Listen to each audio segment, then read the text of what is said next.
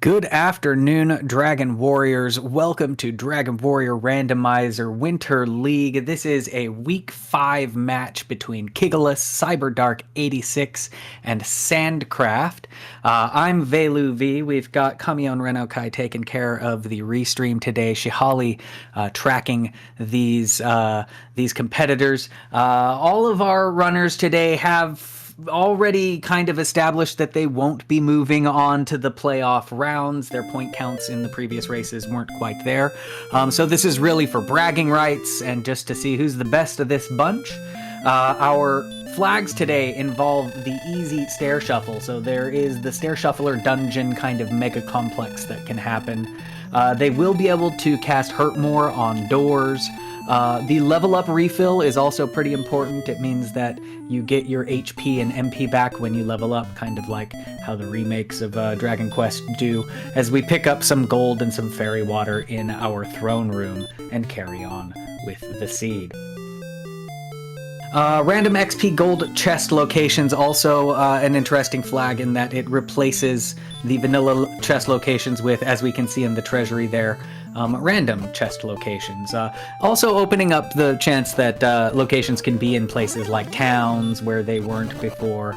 And that also kind of makes the big cave dungeon a little bit less appealing to go into because the chances of there being a key item, it's now could be in towns as well as the big caves. It looks like the big cave that we found right now is Swamp South. Runners poking around trying to see if there's any chests there. We didn't see any in the Gwaelin location. And it looks like we got a level up on Cyberdark's side. He picks up Heal and Heal More and all the way to level 5. Armored Knight takes down Kigalas in that swamp cave. And Sandcraft has taken a couple of deaths. I'm not sure what to, but nothing good, I suppose.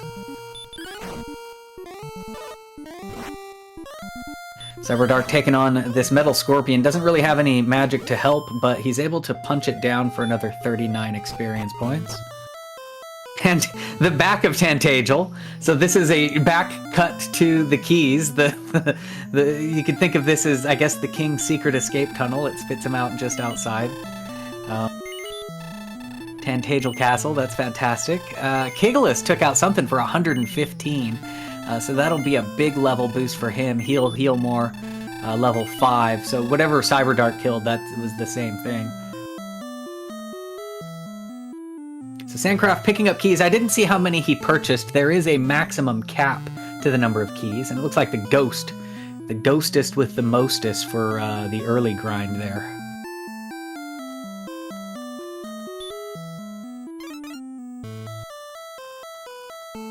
So, armed with keys, Cyberdark's gonna walk around and see what's in this treasury here.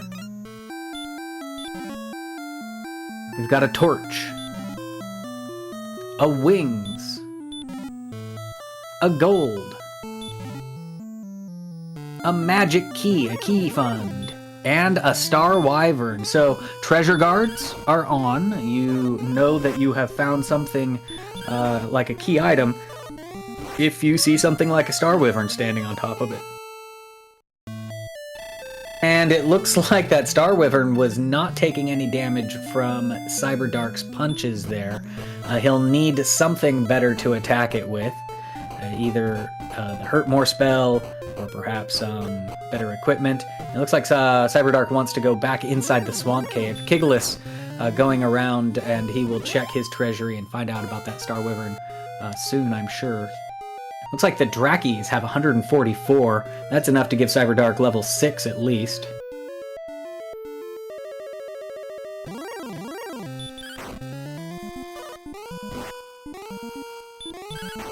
Nice 5 hit point Draki for 144 experience points is pretty good to go. Level 7 coming immediately from the Metal Scorp as Kigalas gets the bad news about the Star Wyvern. He's going to attack it. Not gonna try to use his torch or something on it. That's what I would try and hope that it had little health. I know that at least one torch was picked up in the treasury there.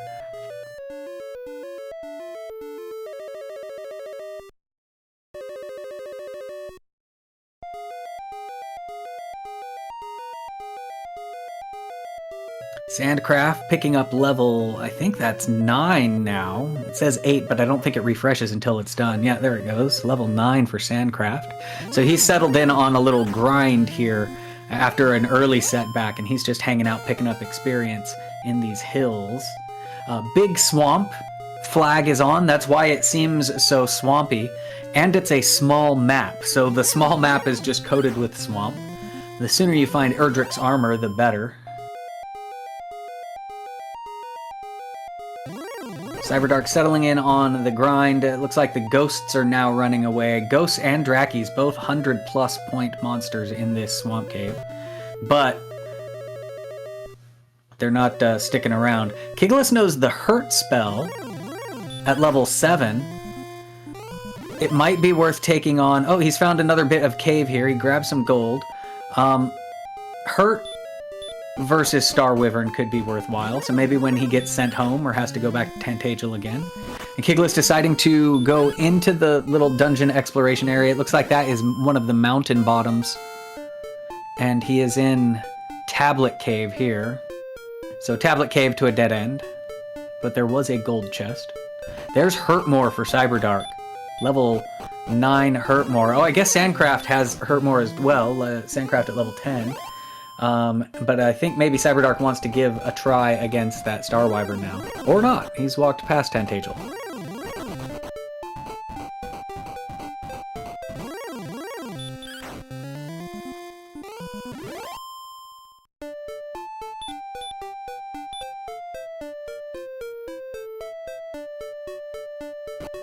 Sandcraft with a slight experience point lead over Kigalas from the nice grind that he's got going. Cyberdark about 500 or 600 points behind Kigalas there.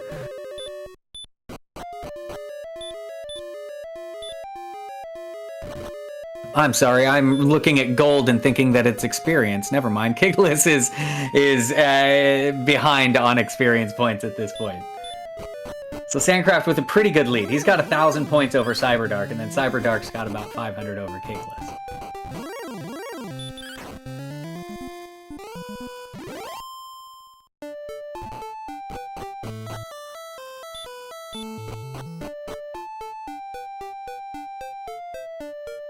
Looks like we've got a fighter's ring on Kigalas' side. He puts it on.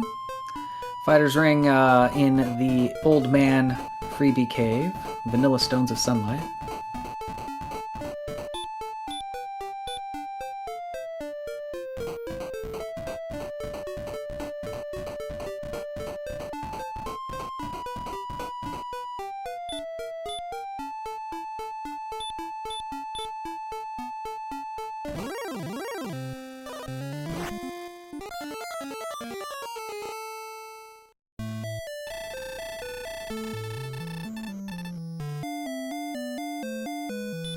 Alright, I looked away for just a moment. I see Kigalas is in Tantagel, but I don't think he tried the Star Wyvern just yet. Cyberdark, however, goes straight to it upon his death, casts a Hurtmore. Well, now we know that torch wouldn't have done anything. He casts a second Hurtmore. It has no effect. Star Wyvern says, maybe you come back and try me again. You'll get lucky and hit 2 Hurtmores in a row.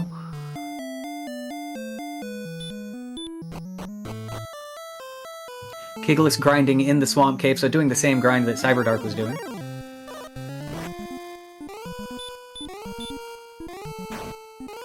Sandcraft, content in these hills here. Amassing an even larger experience point gain. It's about 2,000 points now.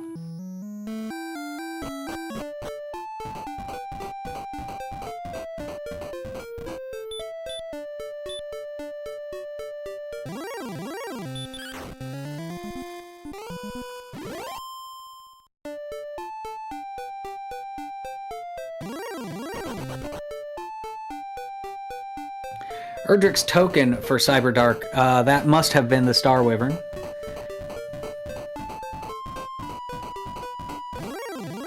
Kigalas picking up his Hurtmore spell.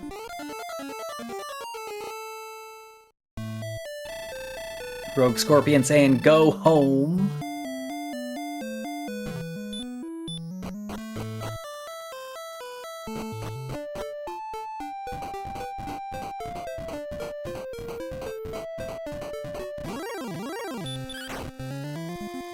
You'll notice that the location tiles are half cave, half town. That is a flag that we have on. Basically, you don't know whether it's a cave or a town unless you go into it.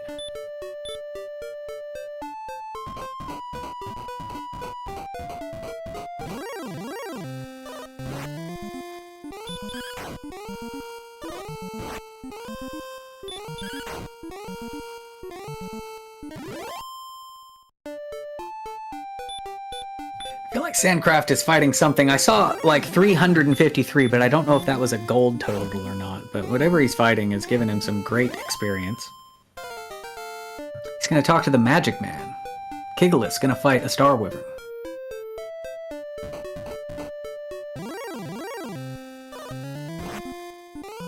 Kigalas defeats his Star Wyvern. Erdrick's token confirmed.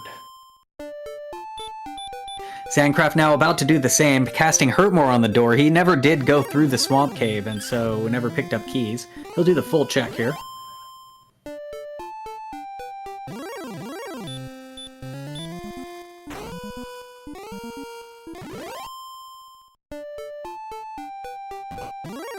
Kigalas topping off on his keys. Sandcraft getting his token and a magic key. NPC guarding that last chest. It's 762 gold as Cyberdark finds the ham. Garen Ham located. He's gonna maybe purchase herbs at the herb store.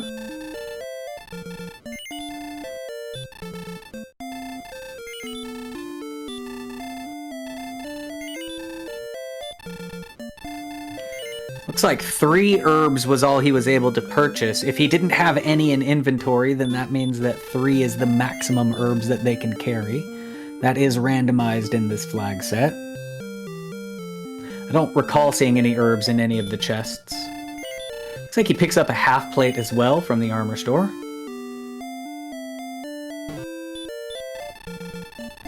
Quick top off at the inn, and then he'll check the warehouse in the back.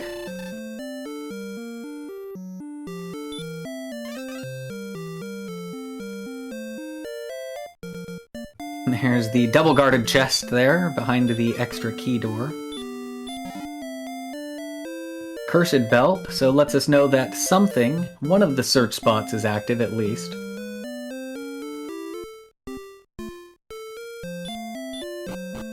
Sandcraft checking the spike in the swamp cave.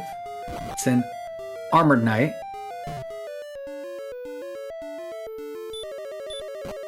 Meanwhile, we've got something in the bottom of grave. Looks like it was empty, so probably an herb.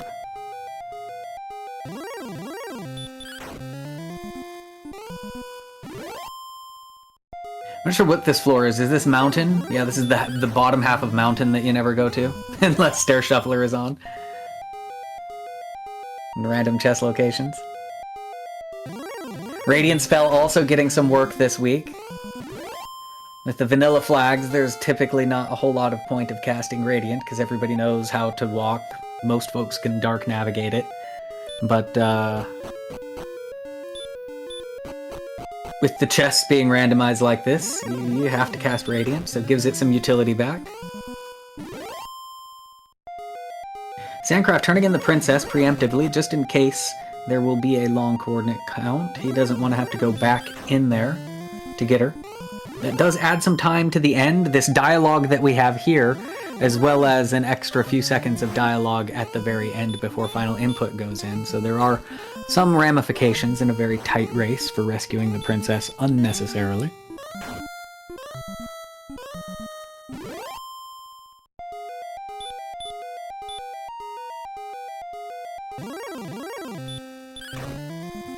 Cyberdark exploring this cave still. He's gonna dip down to the second bit of stairs. And this is Sharlock. This is a long walk around to another staircase, but it doesn't branch. Sandcraft finds the gold in the tablet cave.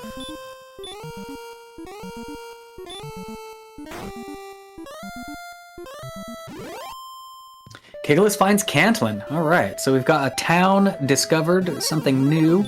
He's gonna check the back chest first. The chest at the inn. He's gonna use the inn, then he'll get his MP back from the hurt moray.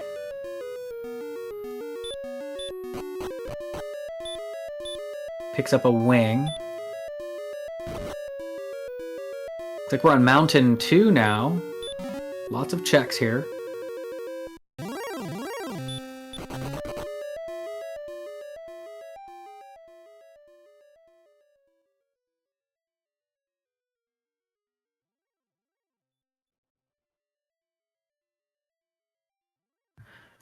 All right, and our coordinates are 55 to the south and 70 to the west.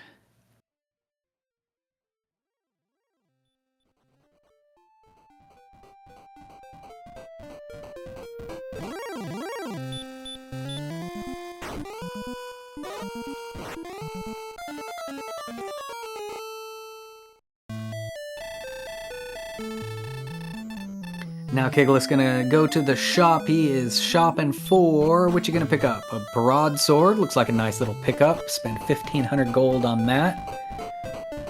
I think he picked it up.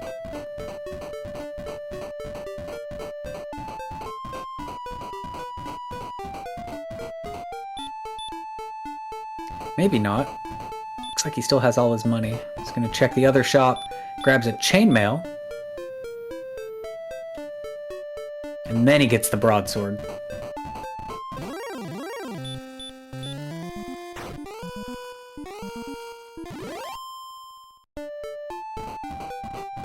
Makes sense. Wanted to make sure you had enough money for whatever best armor you could get, eh?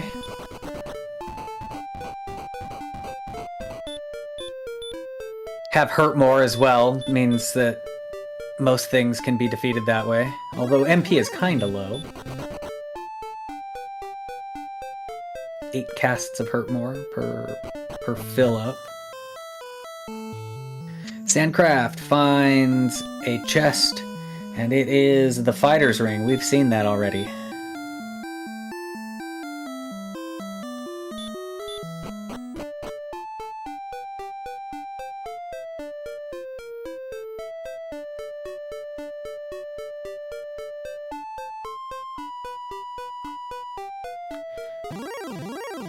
Cyberdark picking up level 11. In terms of experience, now that Sandcraft has gotten off of the dedicated grind, he's at 4866, which is about 2,000 ahead of Cyberdark right now, in terms of the XP count.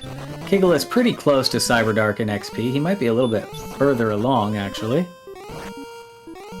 Cyberdark has now found Cantlin, so he'll have to do some more walking around and talking and things like that to get caught up. He's going to have to check his coordinates and maybe do some shopping. He already has a half plate, but might pick up a weapon.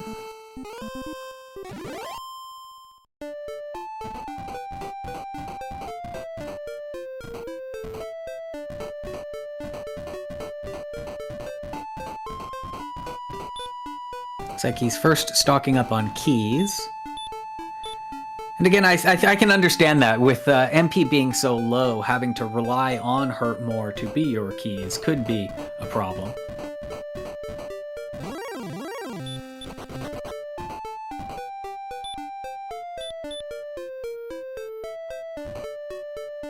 And it looks like Kigalas has a princess as well. He sees that, he must have saw the coordinates, I'm guessing, and decides that 55 and 70 is way too far to walk. And speaking of coordinates, Cyberdark is going to go ahead and talk to the old man as well. Sandcraft finds Rimeldar. There are a couple of random chest locations to see if they are available. But first he's going to go shopping. Plenty of gold. He grabs a large shield. And he's going to probably get that copper sword there, yep. And a half plate. Heroes Starter Set Advanced version with the half plate there and the large shield.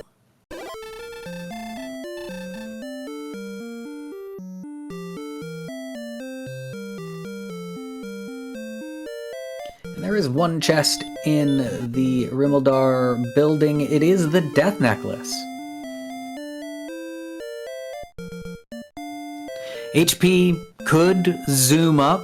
They could see themselves in Death Necklace territory. It's not unforeseen at this point. It's not unpossible.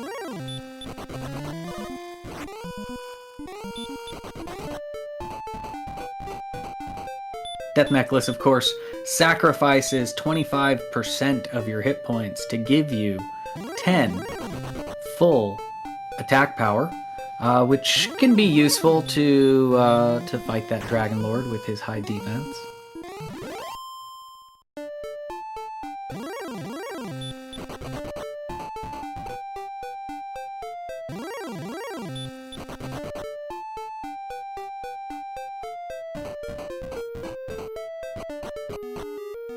Sandcraft has located Hawksness. There is a chest in the Hawksness locked door room. Pops a hurt more on it.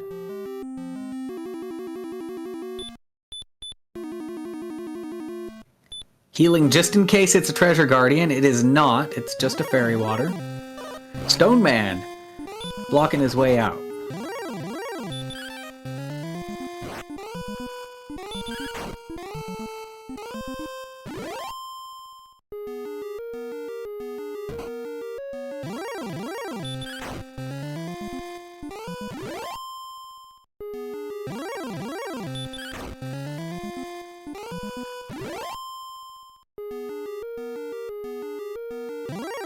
And Sandcraft gonna grind a little bit on this desert spot, maybe looking to get level 14 before checking the spike.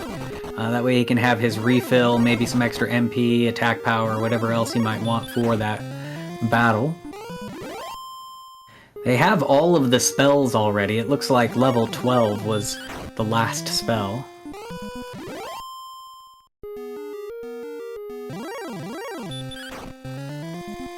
Cyberdark picking up his fighter's ring in the cave. Kigalas and Cyberdark essentially tile for tile the same spot there for a moment. Looks like we've got a blue dragon on the spike in Sharlock.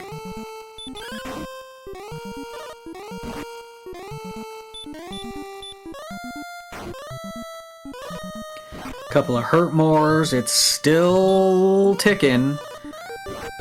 Sandcraft gonna heal up.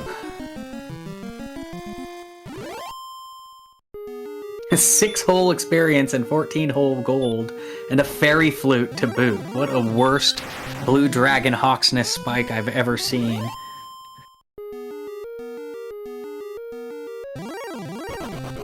It's the kind of fairy flute that you have to pick up. I mean, I guess if your inventory is full, you can choose not to, but you gotta search that spike.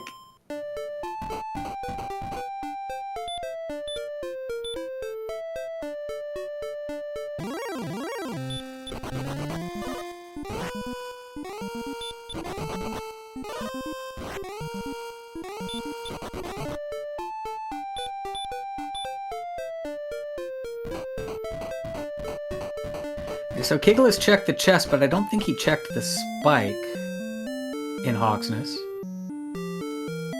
Sandcraft has found, or is back at Rimeldar to in up. We've got Sharlock, and we've got a town in the swamp, but with 8 hit points, I don't think Kigalas can make it to the town. He's got no healing. Maybe that's why he didn't check the spike. There's the blue dragon that's gonna give him 6 whole experience, or just a trip home to refill. Sandcraft now sees the Sharlock there. I'm not sure if he saw the town just to the north, unless that was Rimeldar.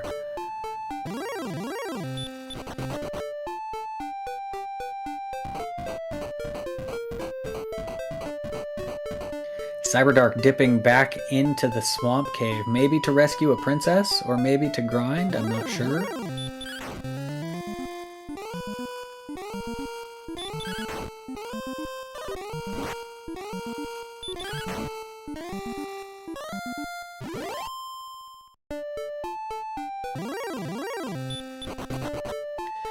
Werewolves give 14, that's horrible. Blue dragons give 6. That's horrible. Like, Sharlock Dive and Grind is not looking good. I know we've seen Armored Knight. In fact, here's Armored Knight here, but I don't recall what his experience was. Here's a Golem. Let's see what happens. Sandcraft blows the fairy's flute. Golem is going to sleep. And that was just to run away.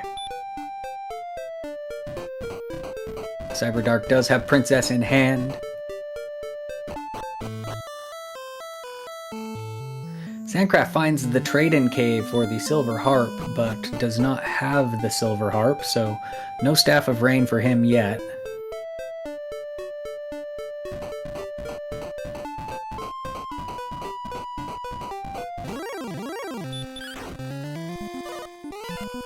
There we have it. All 3 players have turned in their princesses, I believe.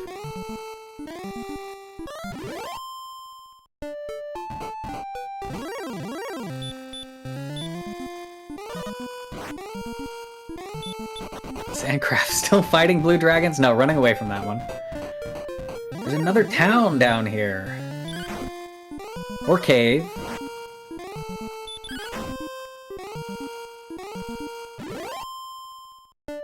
Wraith gives 106. It's decent.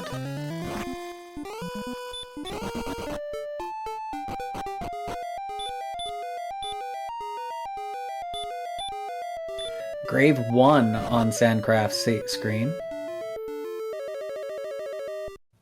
Long fight for the green dragon for only 63 experience points. Sandcraft's got 2 chests on the left side of the grave. Cursed Belt, that's our second belt sighting. We know that Coordinates is a thing. We know that Hawksness is the thing. We still have not seen Coal. It may or may not exist.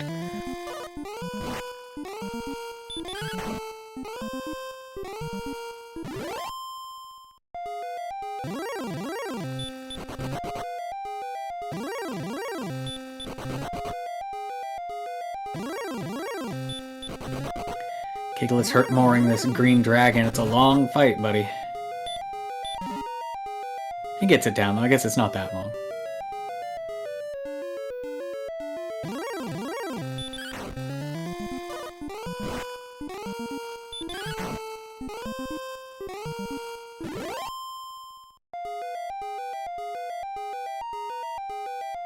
Three chests so far in this grave floor.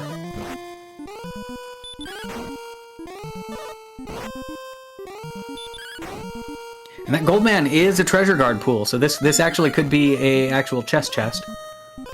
Or search, whatever we want to call it. It is! It's Erdrick's armor! Erdrick's armor is in Grave 1. And Sandcraft has it. Erdrick's armor is huge in the Big Swamp seed, or flag set, because all of this damage and healing, they don't take it when they're walking around. You also walk slower when you're in the swamp, because there's I think a 1 frame added for the red flash.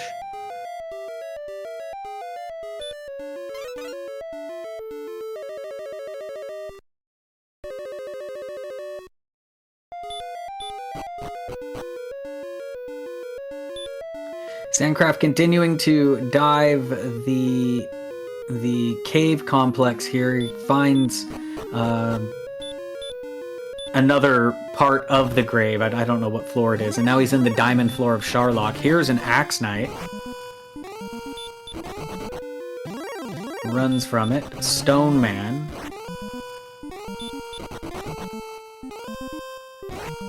Stone Man with hurt.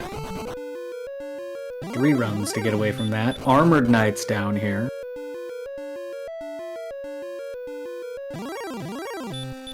Golem is down here. We're seeing the whole zone. We're getting the whole whatever that we know, the entire menagerie for this area. And finds himself a dead end, hits the outside. We're done with this cave. We got an armor. Cyberdark in Rimeldar. Kigalas dies to a Druin Lord on the overworld.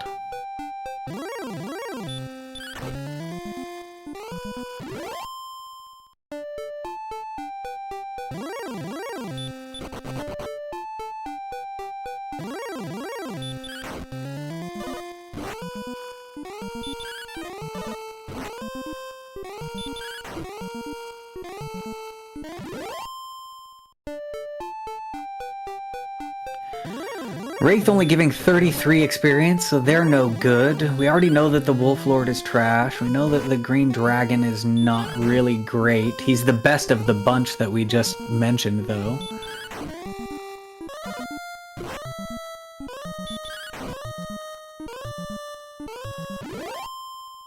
Wraith Knight with 106 is a little better. How about this Magiwyvern? No, 33. Lots of trash monsters here. Nothing good. Blue dragons are bad.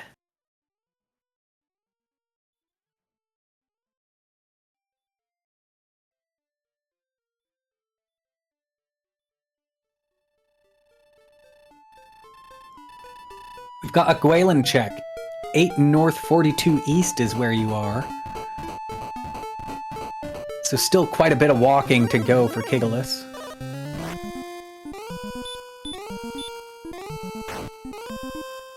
We've seen the Death Necklace, and we've seen the Flute. Kigalas hasn't, but that means that there's something decent there. In fact, I think there's a good chance it could be the sword. I guess it could be the stones or the harp as well.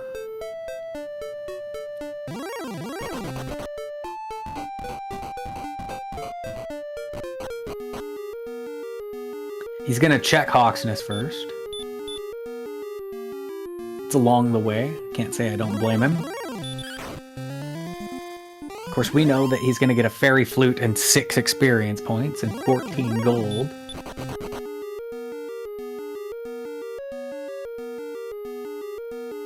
But just like Sandcraft, it looks like Kigalas wants to take a level refill before checking the spike.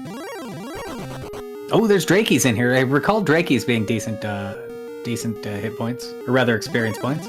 Cyberdark has found Grave, so he'll get himself his armor here momentarily, but there is quite a few chests to go check before that.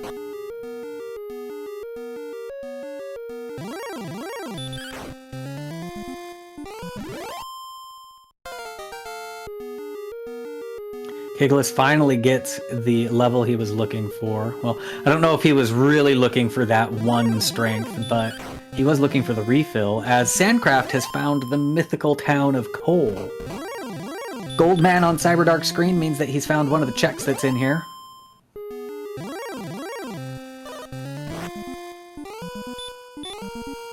Sandcraft resting at the inn before checking the tile, just in case it is a treasure guard.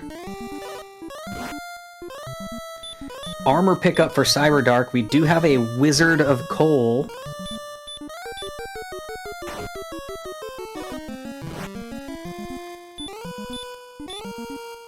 A Wizard with Hurt, which you pretty much just shrug off when you're wearing Erdrick's armor. Kigalas repeatedly searching the ground for the flute as Sandcraft picks up the Harp of Coal. So Cole swapped its musical instrument out.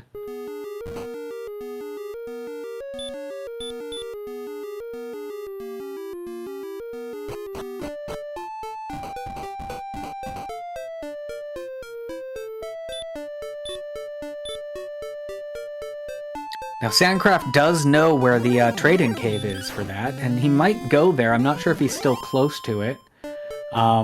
But if it was like out of the way and you're close to it, you might go and just get that turn-in done out of the way and finished. But I don't really recall the map well enough to see exactly where he's going, or if he's exploring somewhere new.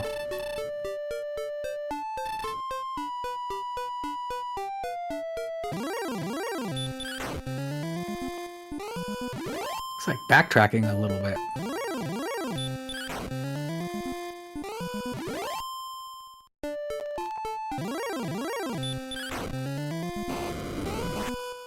Aha, there is. There's our trade-in cave. Just get it out of the way and never have to come back to this corner of the world again. So Sandcraft is a Stones of Sunlight and an Erdrick Sword away from Grind and Go. It is possible that Erdrick's Sword is in the dungeon, or rather, the Charlock Cave.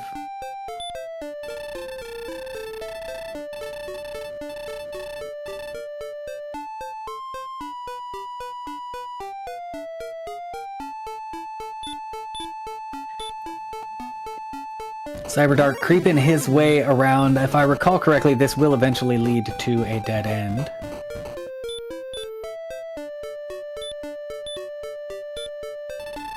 Kigalas praying to Gwaelin's love. 63 north, 58 east. He's close.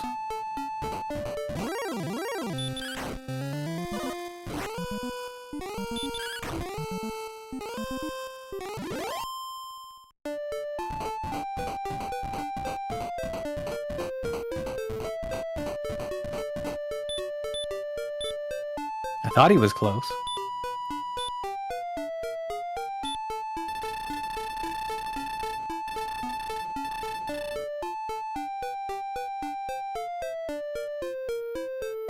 He's 3 steps away. There's the green dragon on the spike.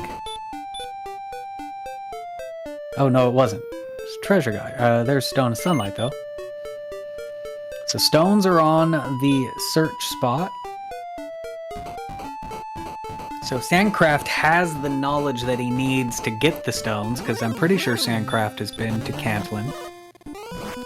Currently is in Breckenary, donning the scale of the dragon.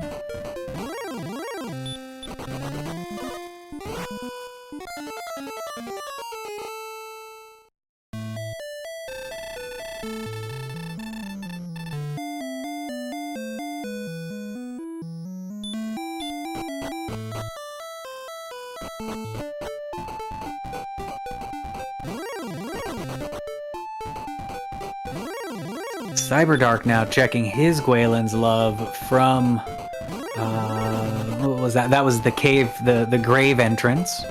So maybe gonna go track down his stones from here.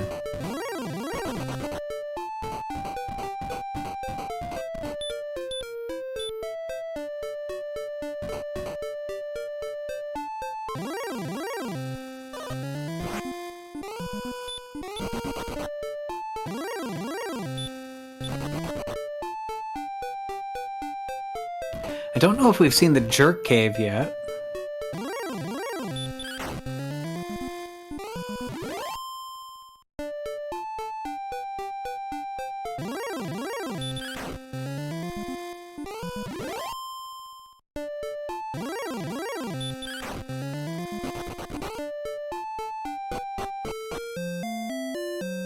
Kigalas discovering Breckenham, Hamanary. The Garenham. Checks the shop, doesn't buy anything. Maybe gonna go pick up some herbs from the herb man.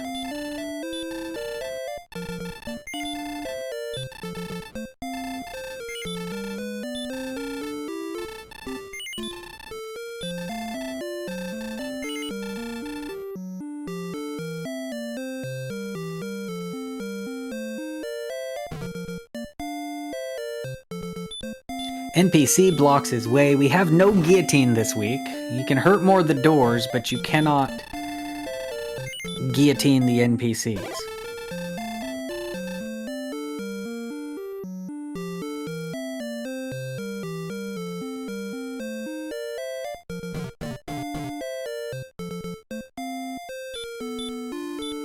I kind of like hurt more NPC as an idea.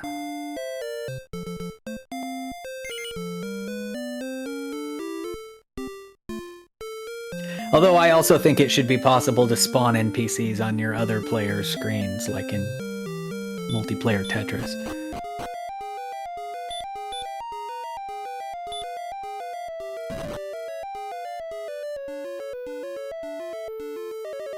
Kigalas has found Mountain 1, which I believe leads to Mountain... I think this eventually gets him to his... No, not to the armor. It gets him to something, I think. I could be wrong. Maybe it gets him nowhere. Oh, that's right. It gets him to the bottom of the grave. It's empty.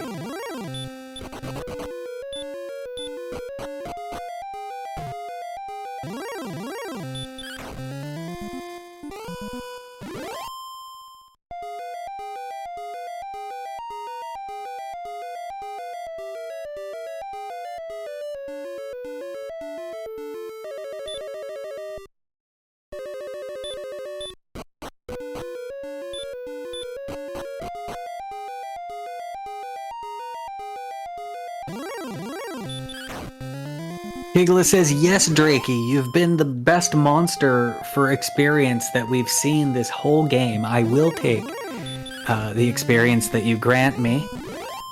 Please, don't run away from me. Tell your friends.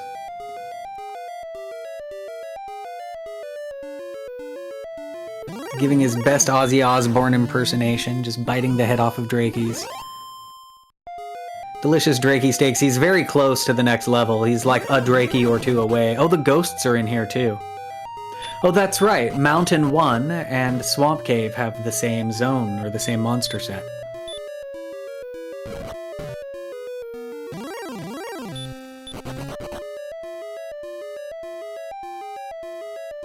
Sandcraft. Oh, I see. Sandcraft now gets his coordinates, so he didn't know them before. But now that he knows that, and he's seen most of the map, I expect he'll probably count out those coordinates shortly, or fairly quickly, rather. He is going to check the special shop, maybe get some extra keys rather than shopping. Because I don't think there's really anything you'd want to purchase other than keys. Kigalas now on Mountain 2.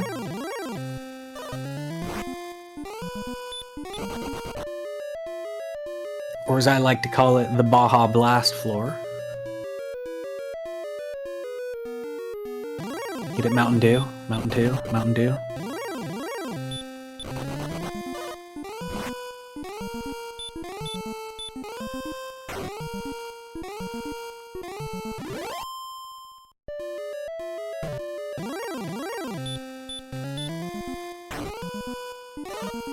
Wolf gives 99.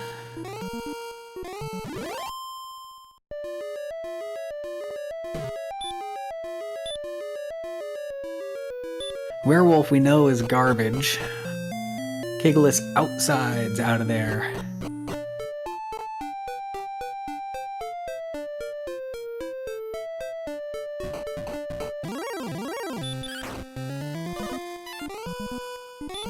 So as we stand right now, Sandcraft has a commanding lead in terms of the experience. He needs to get his Stones of Sunlight. Based on what we've seen, I think we've seen all of the cave entrances, which means... And I think that everybody's kind of delved down and found all of their dead ends too.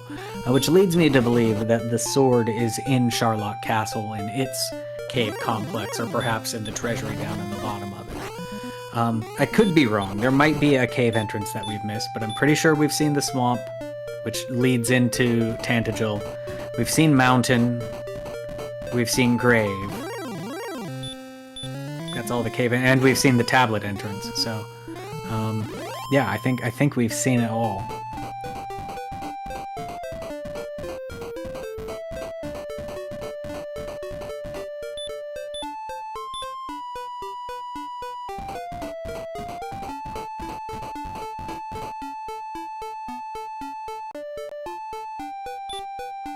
None of our runners has stayed alive enough to make a flame sword purchase viable.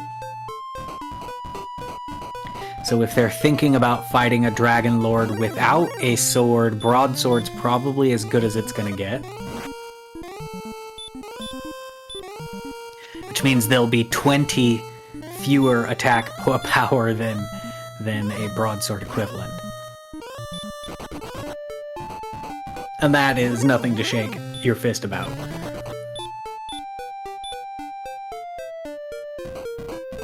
Cyberdark drops his fighter's ring for a silver harp, picks up the Harp of Coal. So Cyberdark actually the first one with all the stuff, although he doesn't have his Staff of Rain traded in, but he has at least the first trail of all of the breadcrumbs. Sandcraft is in Mountain 1. Verifying all of the dead ends, I believe.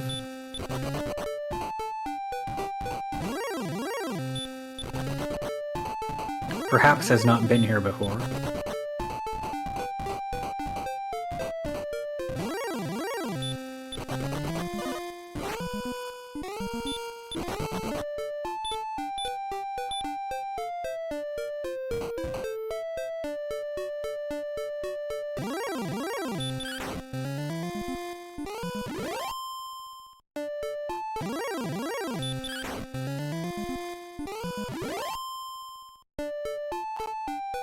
Sandcraft finally takes down this wizard. It was a long slap fight there.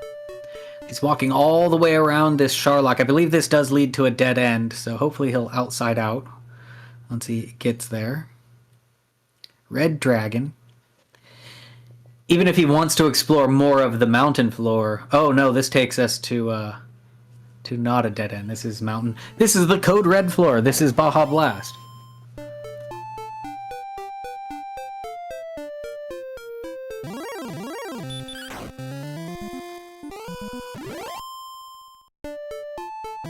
Brought to you by Taco Bell.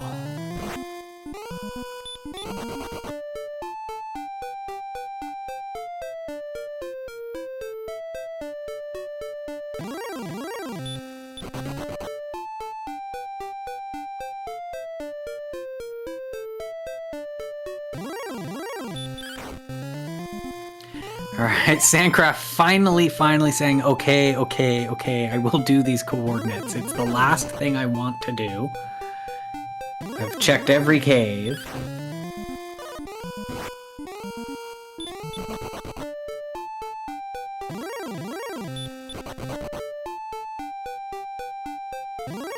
There is no magma staff that we can do to break these mountains, so we'll have to find another way around.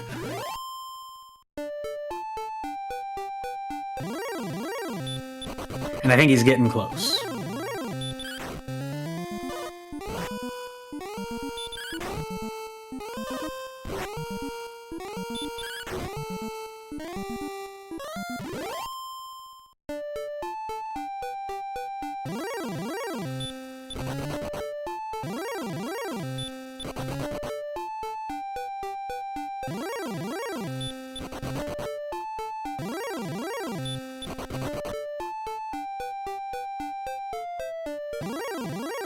And there you go, Sandcraft has now got stones, he's got a Staff of Rain, he's got a token.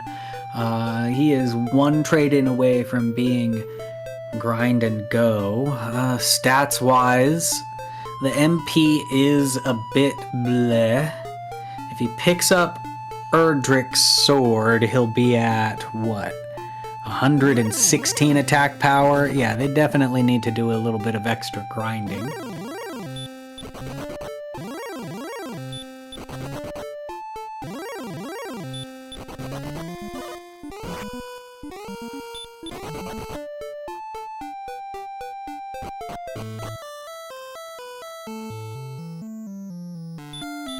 Cyberdark turning in that harp for a Staff of Rain. Kigalas gets away from Rogue Scorpion with just, he's in the red, so just very few. And he meets the Goldman. I believe this is the Goldman guarding Erdrick's armor.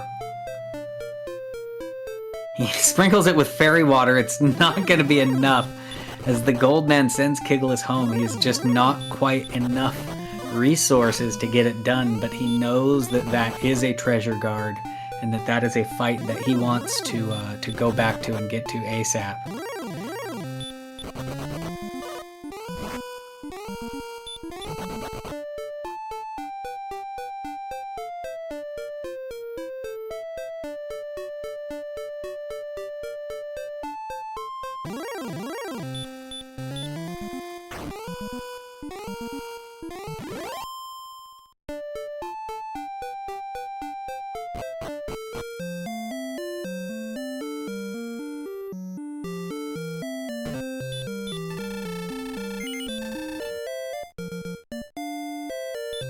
Looks like Sandcraft may be trying to take an intentional death warp using the fighter's ring to not attack and accidentally end the fight. So I'm guessing he wants to return home, perhaps. He's got his stone. Maybe he does know where that jerk cave is, and it might be close to home. Oh, you know what? We also have a flag on where your return takes you to the last place that you stayed at the inn. So return does not take us back to Tantagel if we use the inn anywhere. I believe you reset it to Tantagel by saving there. I could be wrong. Maybe it's a save and a reset, and the reset is what clears it. Sandcraft says, I'm going to grind by home. That's what the return was about.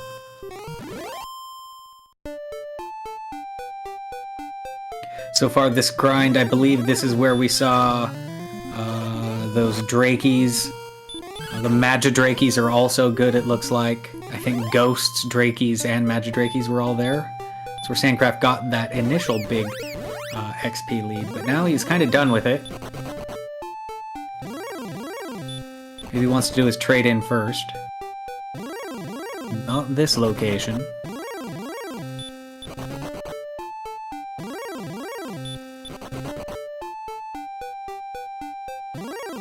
Best monster of the seed has been that Drakey right there. And yeah, there's his trade-in. So there we have it. Sandcraft officially in grind and go mode.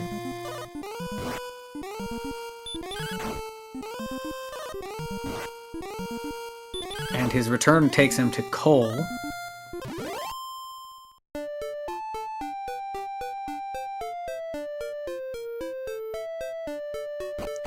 Cole may or may not have been close to Rimmeldar. The Sandcraft's movements makes it sound like this is planned. Not Rimmeldar, sorry, close to Sharlock. Let's see.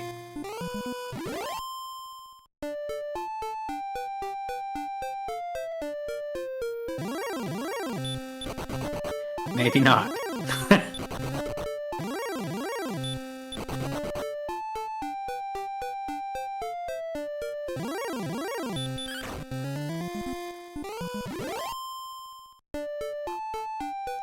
This is the long path. We're up back where the coordinates were.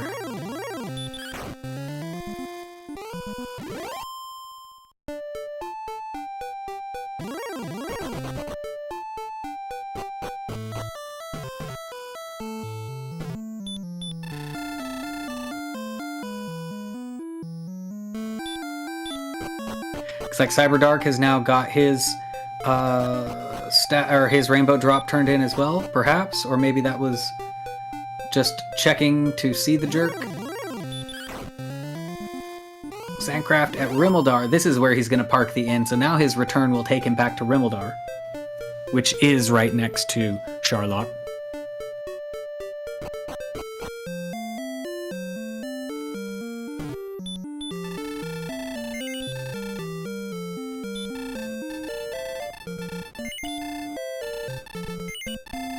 And Sandcraft going to go ahead and use that rainbow drop. Perhaps dive for the sword. I don't know. This could be a go grind. Again, being able to take a level and get an get your health and MP refilled makes that sometimes viable. Although most of the Sharlock monsters that we've seen so far have not given good experience points. That said, we have not seen the red dragon yet. Sandcraft does not want to fight it either.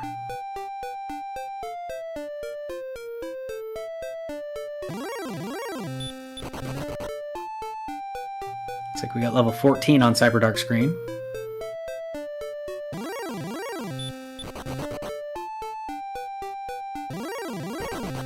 No chest in the dead-end floor, or infinite staircase floor, but is just a dead-end floor with this flag set. So now Sandcraft is going to check the left path.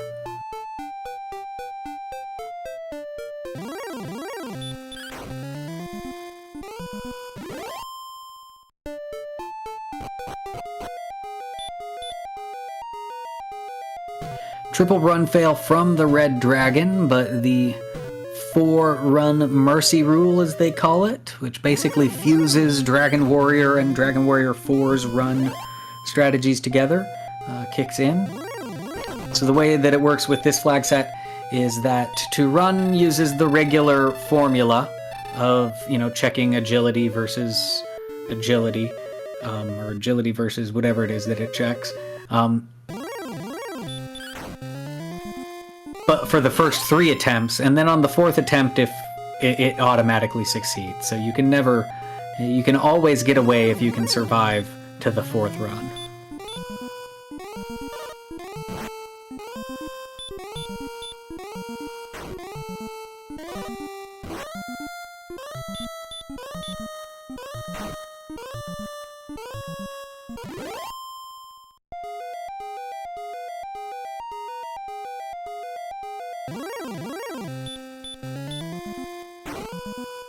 Alright, Sandcraft just getting long walk here, so hopefully this will lead to the bottom of Sharlock eventually. Otherwise, he'll know he'll have to go to the other area, to the secret passage. He's now in the diamond room, or the dab room. It's like Cyberdark also in Sharlock, maybe? No, he is grinding in Swamp Cave.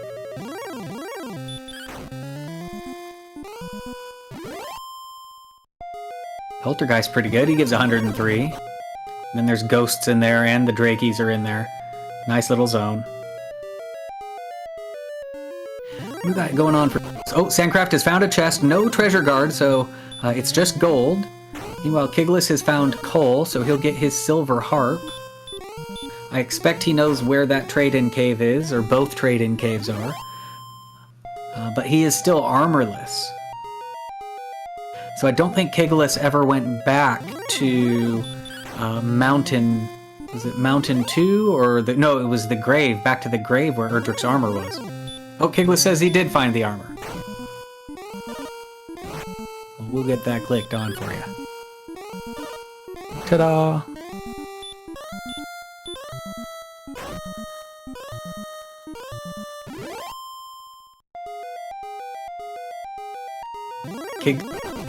Kigalas said, I declare armor, and then it was. Alright, so we found a branch for Sandcraft. He maybe has already checked both branches down there, because it looks like he's backtracking now. I think casting outside might be faster than walking all the way back up, but... I don't know. Sandcraft now fighting this red dragon.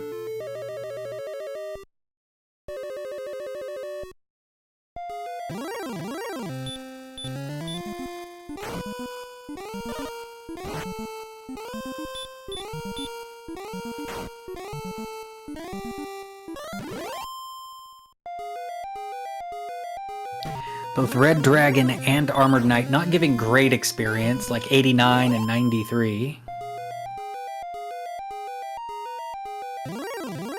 Looks like we do have ourselves a raid. Hello, Dr. Moo Cows and friends joining us.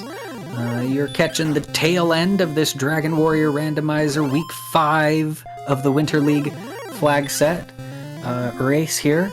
Sandcraft and Cyberdark are both diving Sharlock, looking to find the bottom of it. I take that back. Cyberdark is grinding in the Swamp Cave. Sandcraft is diving Sharlock, looking for Erdrick's sword.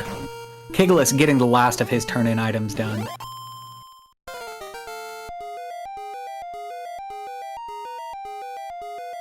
It is indeed a vodcast. This was race earlier this week.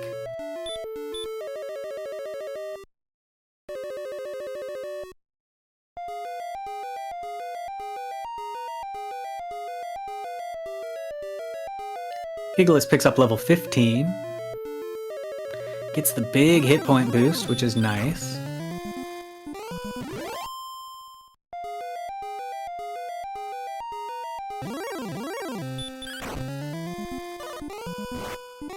Sandcraft just verifying all the checks in this very big dungeon space here.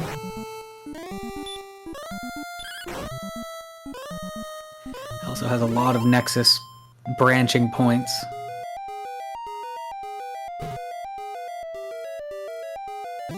Can easily get lost in this kind of a Sharlock.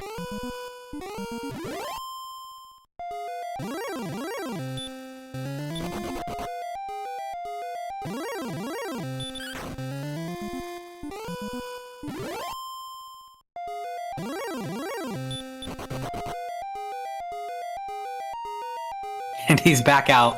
This is where you started.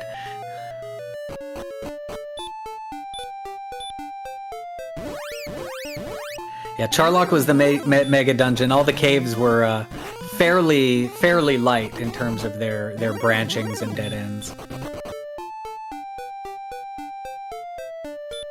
Yes, indeed, we do have a stair shuffle and random chest locations. Cyberdark raising his rainbow drop to the sky, calling forth the Bifrost Rainbow Bridge to Sharlock Castle. He's going to check the right side and find the dead end there that Sandcraft verified some time ago. And then got himself lost in this labyrinth that he's in right now.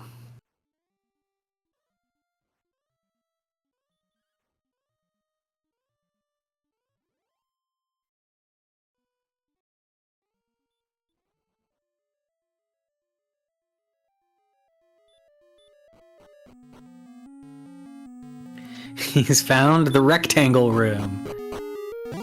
It leads to another branching room. Lovely.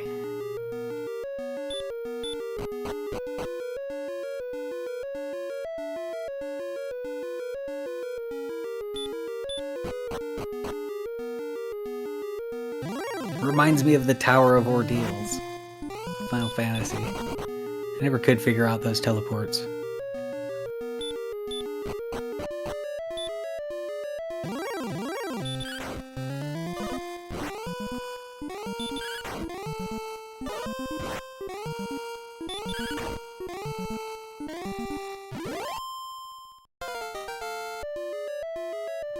Sandcraft picks up level 16 on the dive, gets 1 power for it, 10 more hit points, puts him in very viable death necklace range, which they probably will want to use if he goes at 16. Even with Erdrick's sword, he'll only be at 117 AP, but with that extra death necklace, that would put him at 127, which now you're swinging all right. Still kind of low. MP is also not great, so maybe even with Death Necklace you don't want to fight this. I think we're still going to level 17 at least. Kigalas trading harp for staff. Cyberdark crossing to the other side, so he's got his first dead end marked, and now let's see, does he go to the left path, or will he check the secret passage? I feel like secret passage is just a faster way to narrow things down. Sandcraft has been down here in this left path mega dungeon for quite some time now.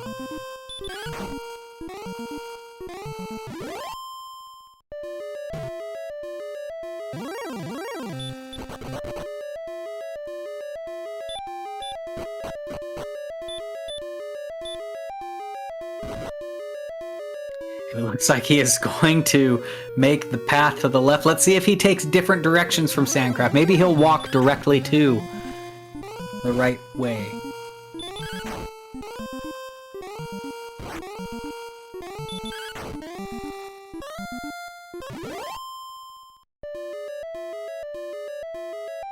He sees this room and he goes, uh-oh, no, not this grave floor.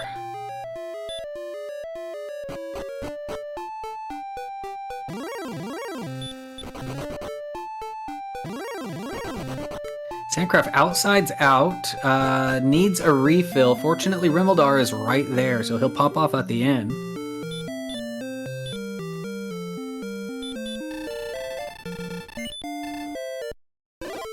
And then make another attempt. He may have already checked off, or at least to his mind, checked off all of the dead ends in that last path, and has concluded that he needs to go down the secret passageway, because he had quite a bit of MP left.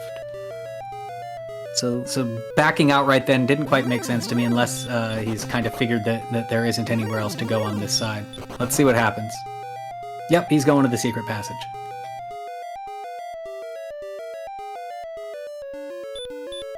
Watch, this puts him directly into the bottom. Let's see. It's like Kigalas must have taken a death warp on red. Oh, what are you going back up for? What happened? Was that a floor that you were already on? I think he's confirmed. I think all that did was just confirm that he was on a floor that he's already been on. It must be a different nexus. Sandcraft confusing me.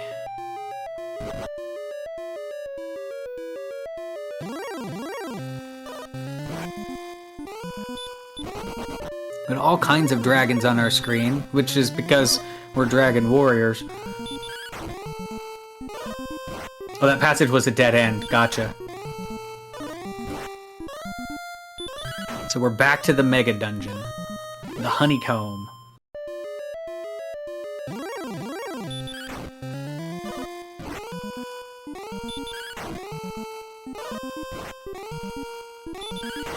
I think that I've mentioned this a couple times this week, but my ideal situation for this kind of a flag set would be for all of the dungeons possibly to be connected underground, even the trade-in caves, all of Sharlock, all of it.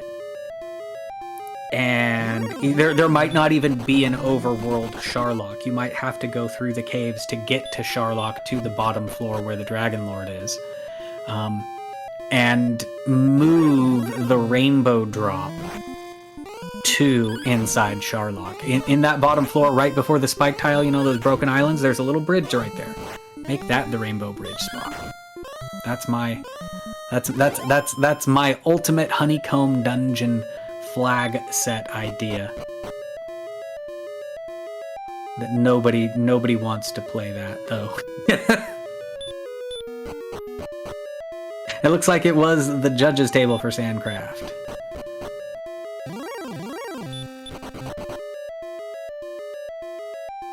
What was on that judges table?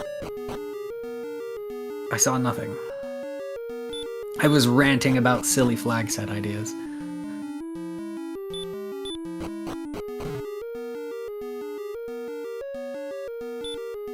No judges for you.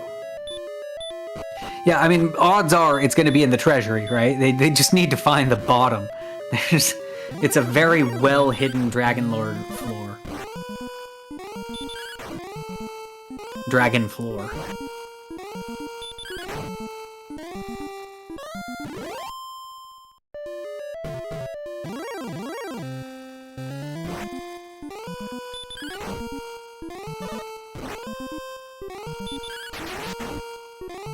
And so at this point here, now there's more knowledge for Cyberdark, but Kigalas and Cyberdark essentially even in terms of experience. I guess Cyberdark has about 800 on him. But they're both in basically the same area of Sharlock. Sandcraft with slightly more knowledge. Like all of them, they just have varying knowledge of how much of this mega dungeon have they explored. Anybody could go the correct direction before somebody else at any point in time.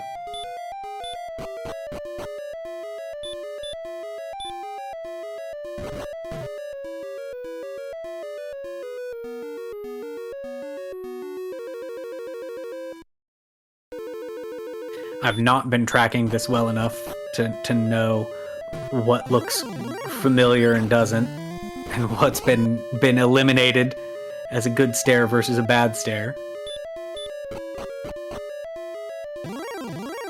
I know I've seen Sandcraft walk up this zigzag a few times.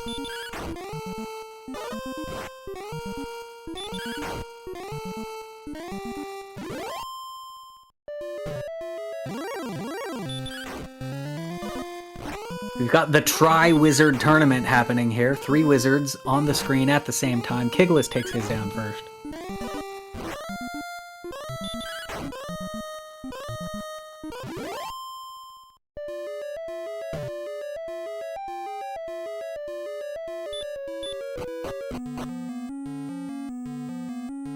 We're in the rectangle room again.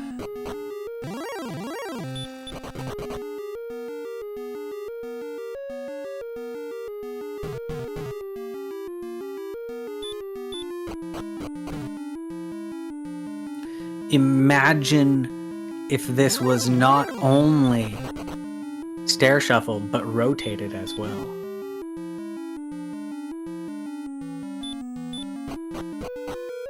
Ah, 5 XP metal slime. Give me some more.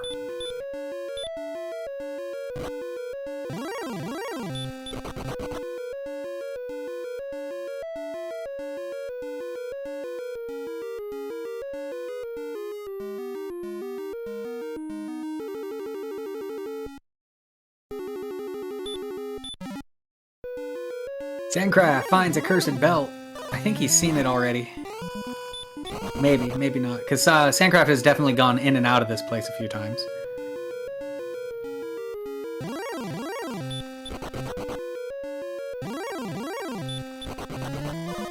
Perhaps using the outside to get his bearings a little better.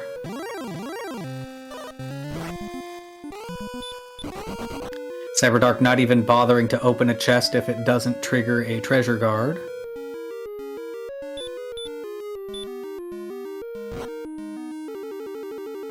Sandcraft has found Grave. The vanilla Grave 4 has a chest on it.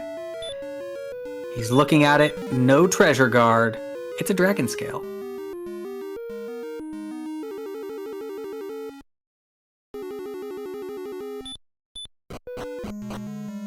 And we finally found it. We found the bottom floor. There are chests all over the place. He's gonna check the left treasury first.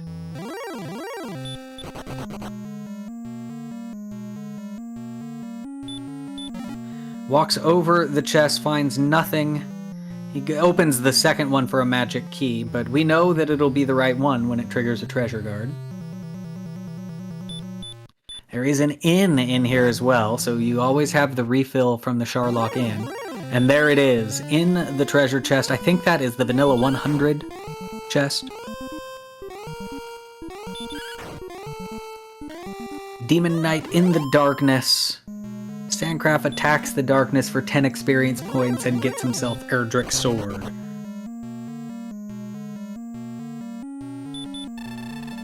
To the inn with him. Now, what do you do about level 17?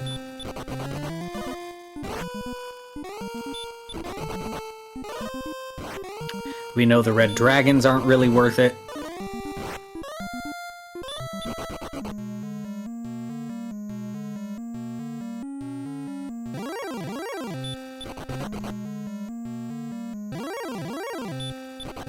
And from the looks of things, I think Cyberdark has also found his way.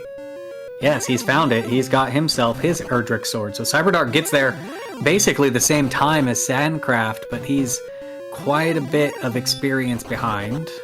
1,000, 1,500-ish points.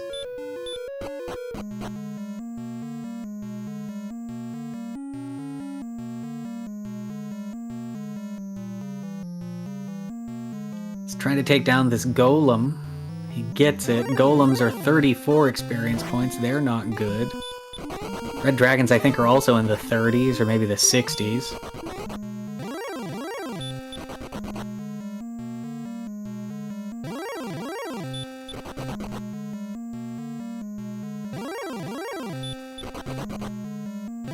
I don't think any of these runners want to find their way back here. Like, I don't know if I would be able to remember the path back to get here, so I think the goal is to grind whatever you can down in this Sharlock. Sandcraft, first one to the spike. He's hoping it's not a blue dragon. It's a red dragon.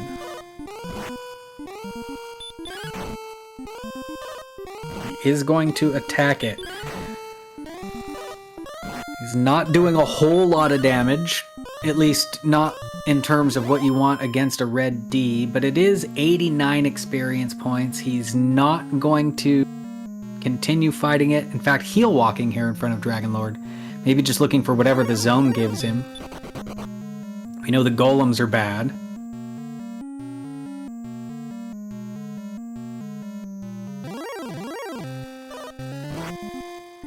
Back attacked by a red dragon.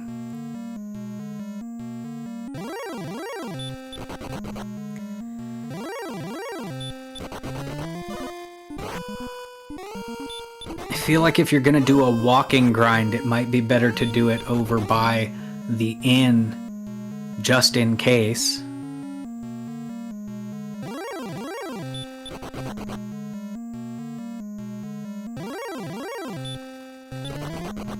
Like, I'm not sure that this is heal walking more than just a grind looking for the right monster. Maybe it's heal walking.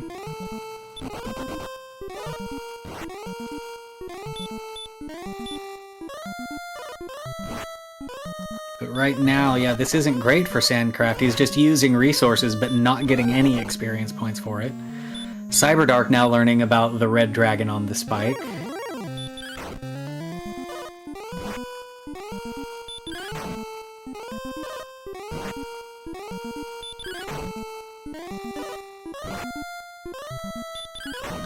It's the bad news of the 89 XP, but again, it's about the best of any monster we've seen on this floor. I think you just fight this red dragon. The problem is you don't have a lot of resources to be able to fight very many of them, so... Yeah, if you're going to be doing walk grind, you need to do it in front of that inn so that as soon as you need to refill, you can just refill at the inn. Kigalas is also almost to this floor, as he is in the Grave Vanilla floor. Grave Vanilla floor. The Grave 4 Vanilla chest. Which we know that's the right path.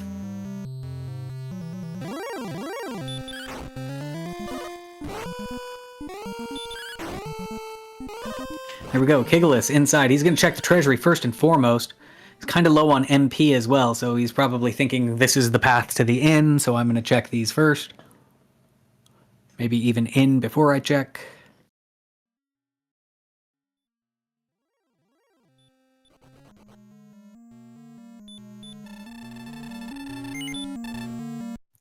Sandcraft after the other chests. I'm not sure what he's after there. Maybe looking to get some fairy waters out of a chest, maybe?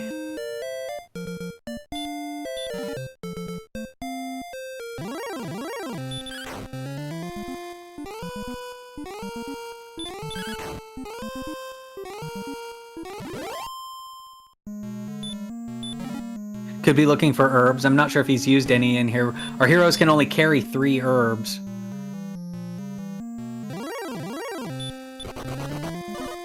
And there you go, Kigalas has defeated his Demon Knight, and I'm pretty sure he picked up that Erdrick sword there. In fact, yeah, I don't see the chest, so...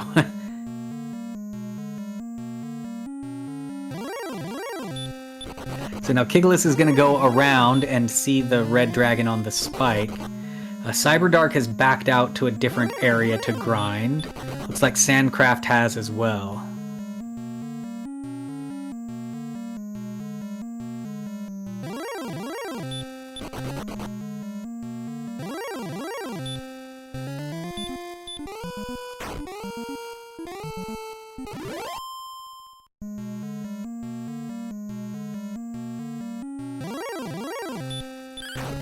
Alright, Kigalas sees Red D.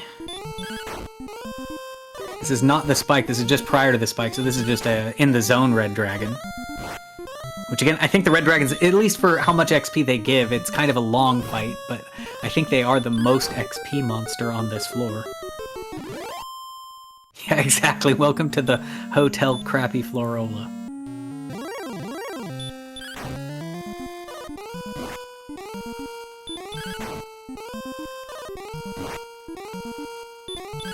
I feel like unless you knew there was a good zone, which we know most of the Sharlock monsters are, I think the Red Dragon might be the best of the Sharlock monsters even, in terms of XP that it gives. Like, I think 89 might be as good as it gets. Maybe the Golem gives 93, right? If you're gonna be backing out, I think you back all the way out of the way, go back to the Swamp Cave, grind there, where we know there's 3 good monsters, and then come back when it's time. It's a rough decision. At least that's what my mind would say, you know. That's what I would probably go for. Although it is a long walk back down. I don't know. Stoneman's 132. The Wizards are 107. So you want to be on a Stoneman Wizard floor.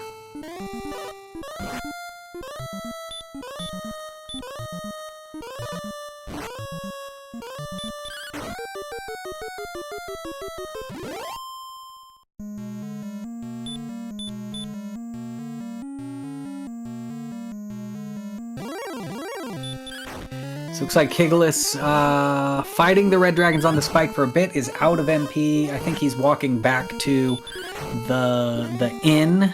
We got Kigalas in chat here. He can confirm whether I'm reading his mind properly or not from the past. Cyberdark hits level 16, is going to get the bad news. And Sandcraft, I think, has found what he's going to settle in on is these wizards in this zone. I don't know if they're in the same area or not. I don't think they are.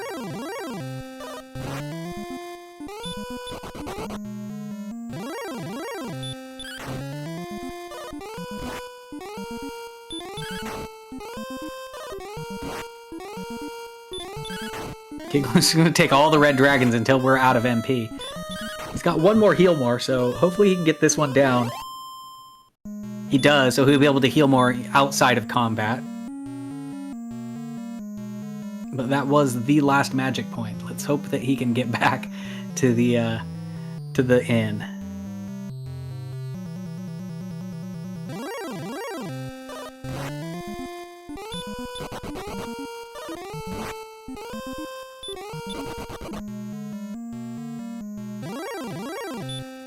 Couple of werewolves in the way, but it looks like he's gonna get there.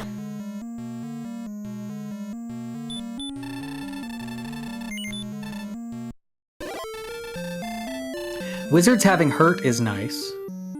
Makes them a little bit more tolerable.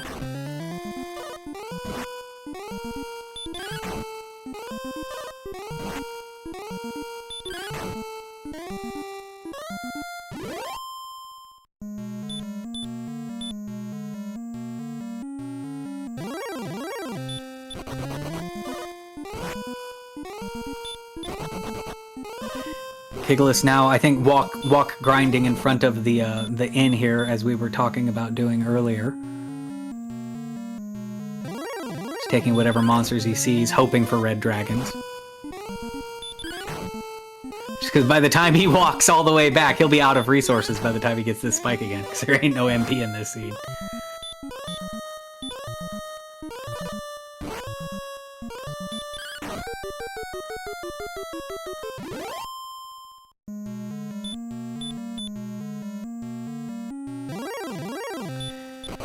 Sandcraft is nearly level 17. I believe one more monster of any type will get him there.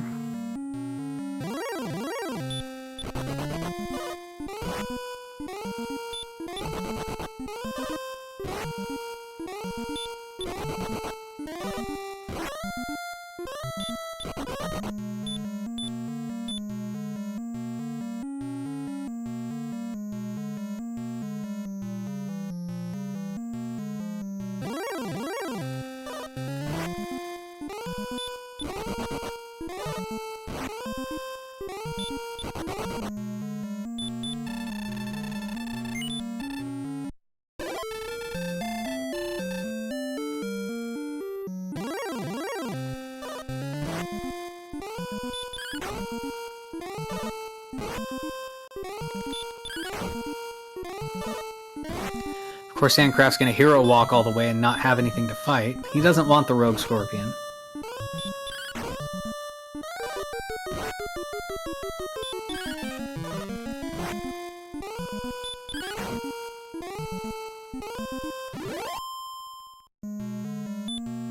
I think he wants to take the level on the spike tile so that he gets the refill right before the Dragon Lord fight.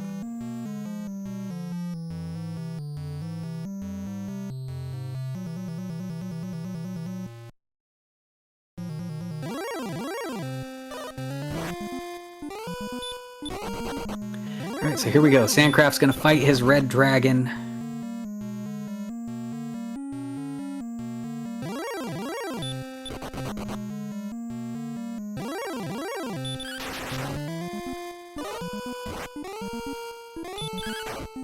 Has space for a heal more in between. He does get it down. Here comes level 17. Let's see what we get. 1 power, 1 response speed, 12 hit points, 10 magic helps. Now we're at 10 heal mores. With a death necklace, we're at 128 AP. It's still quite iffy.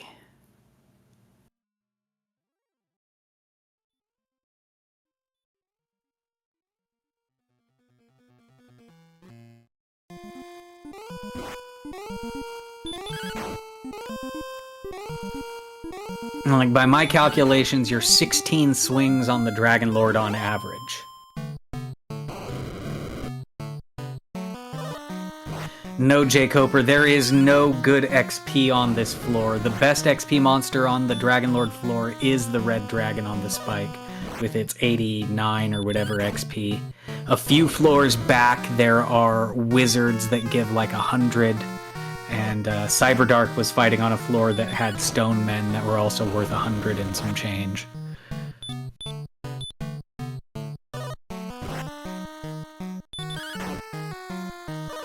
I'll be honest, I've not been counting on this Dragon Lord. I'm a bit concerned about whether it's doable or not. I think we have a Death Necklace equipped and we're still swinging for like 7. That's not good.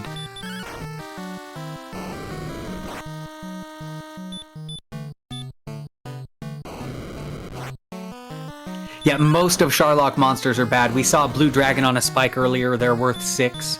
Not that there's any blue dragons in this Sharlock, but like just all of the monsters that could be in here are not good experience monsters. The best experience monster in this seed is the Drakey with 144. You can fight them and 100 XP ghosts in the Swamp Cave. That's where you go for your grinding. Alright, Sandcraft is just about to use his last heal more.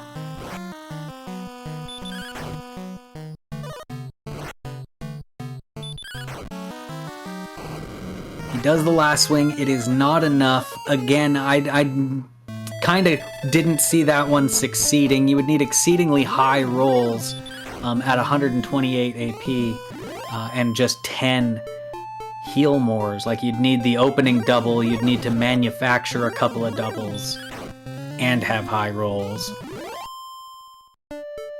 And Sandcraft, maybe that was the idea all along. Get beat by the Dragon Lord and then come back to the good grinding area.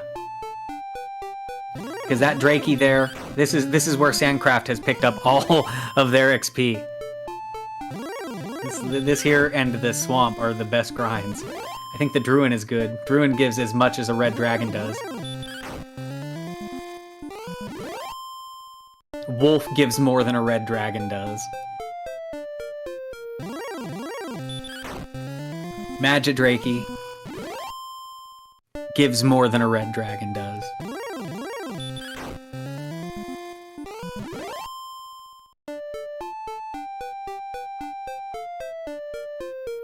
The Stone Man is somewhere about a Drakey's worth, 100, 130, somewhere in there.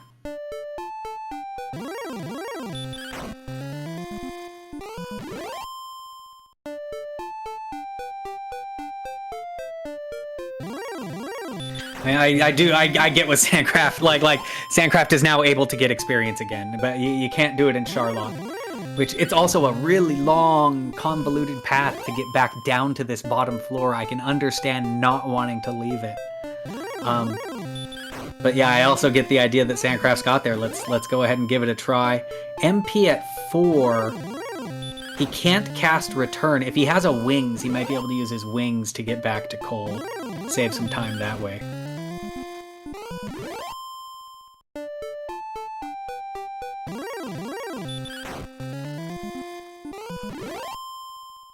But yeah, this is already going infinitely faster for Sandcraft. Good call to get the heck out of there. Maybe you get lucky on that Dragon Lord fight. Even if you don't, here you are, actually getting experience points.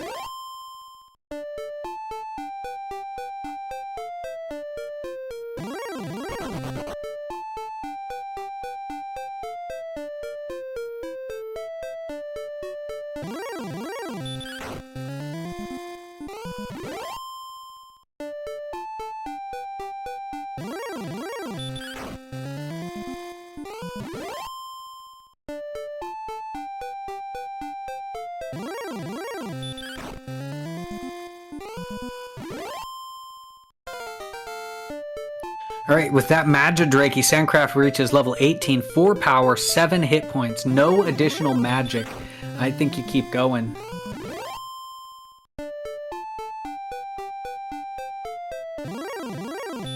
He improves by about 2 swings on the Dragon Lord. He's maybe 14 on average by my poor calculations.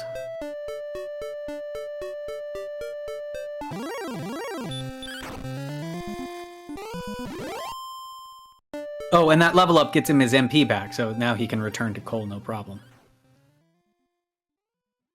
Kigalas back on the red dragon, on the spike there.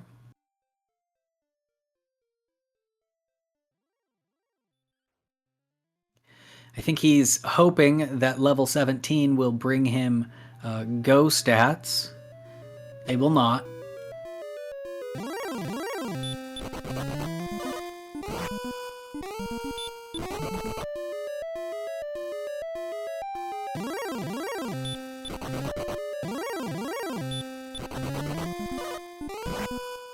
Druin's running away from Sandcraft. You do have the problem of things not sticking around long enough to get fought, to get beat when all the good monsters are really low-level monsters.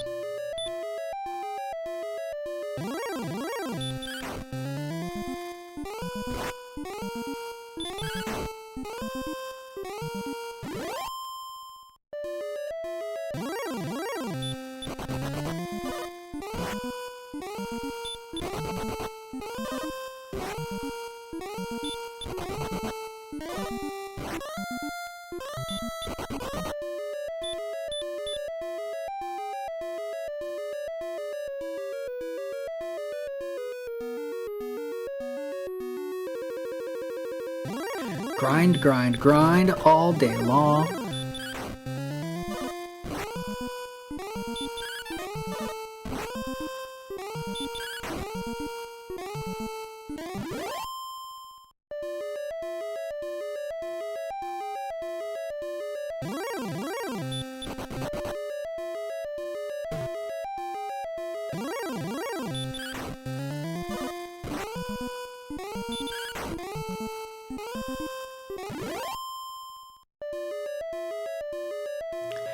And we're still grinding. Everybody's on their respective grinds. All three runners on different grinds. You don't see that happen very often.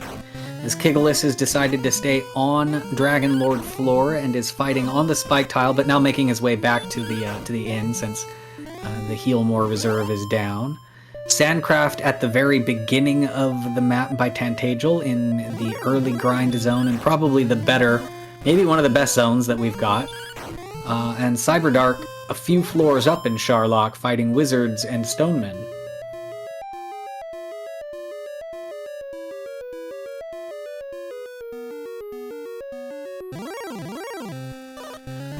We know that level 19 is the level, at least. Well, actually, we don't know that level 19 is the level. We're about to find out if 19 is. 6 power, 2 response speed, 3 hit points, 1 magic.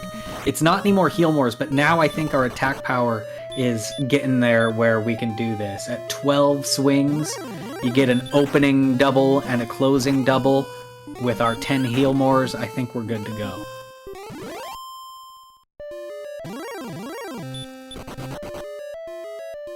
And it looks like Sandcraft also thinks we're good to go. He casts Return to get him back to Rimmildar. I think I was saying Cole earlier. I meant Rimmildar, which is right next to Sharlock Castle.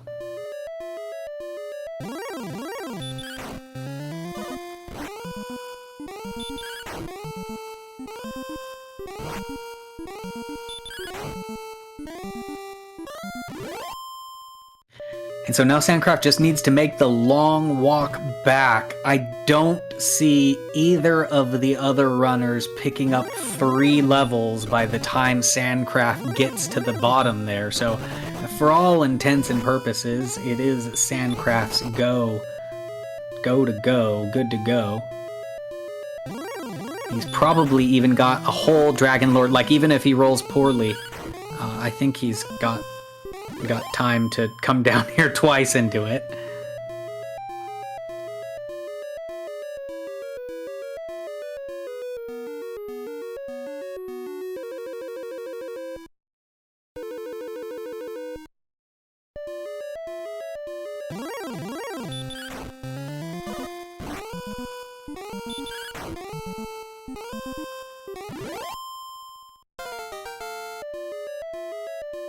Cyberdark hits level 17. He's gonna get the bad news.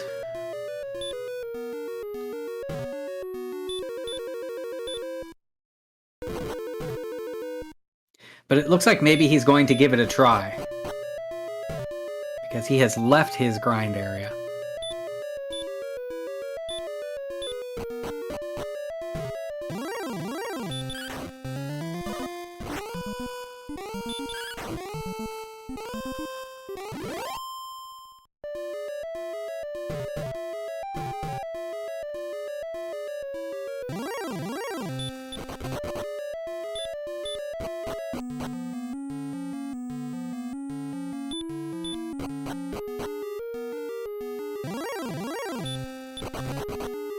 Sandcraft creeping down this corner's path. I think he's nearly there.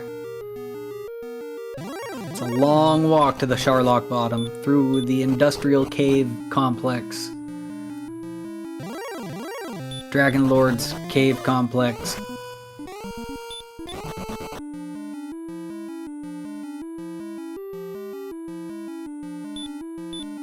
Here we are through. We're nearly there. This is grave where the grave 4 chest is.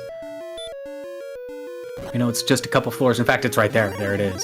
So Sandcraft now on the bottom floor again, this time for real. He is going to use the inn just to recuperate any of the lost magic points he got along the way. Also means he can, you know, take care of this this red D. That'll give him enough to cast heal a couple times, maybe once. Keep his repel up.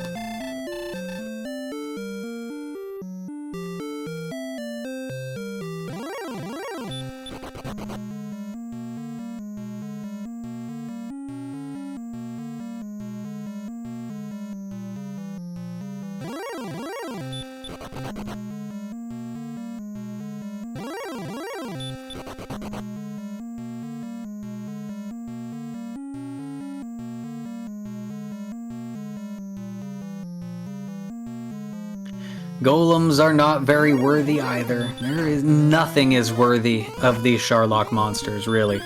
All of the good monsters are like Zone Zero monsters. Drakies and ghosts, Magidrakies. Those are what you wanted to be fighting.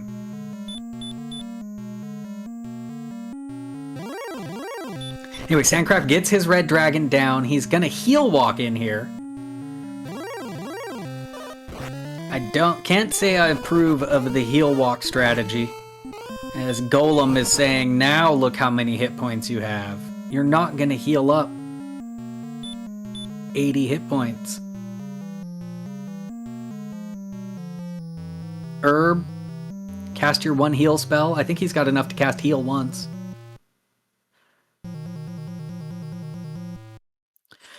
But he kinda needs the opening double, so I get wanting to go in with as much as possible. And have the MP to cast heal. And maybe no herbs. Yeah. Alright, thou art a fool. He swings. 42 damage. Dragon Lord swings, so that means he's got some decent health. And he gets the stop spell, so this is about as good as he can expect for going into a DL2 fight. It does back attack, but he gets an opening swing for 15.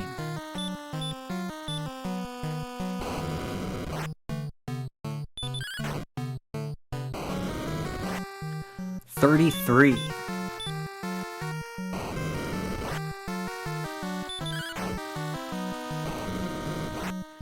$44.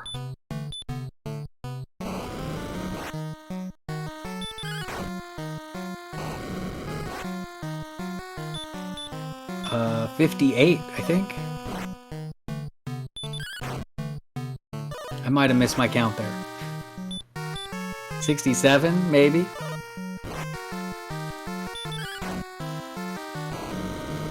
$77? I think my count might be low.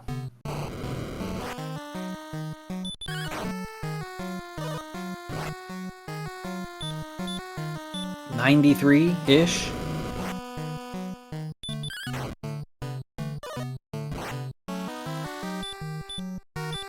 $116, if my count is right, which it probably isn't.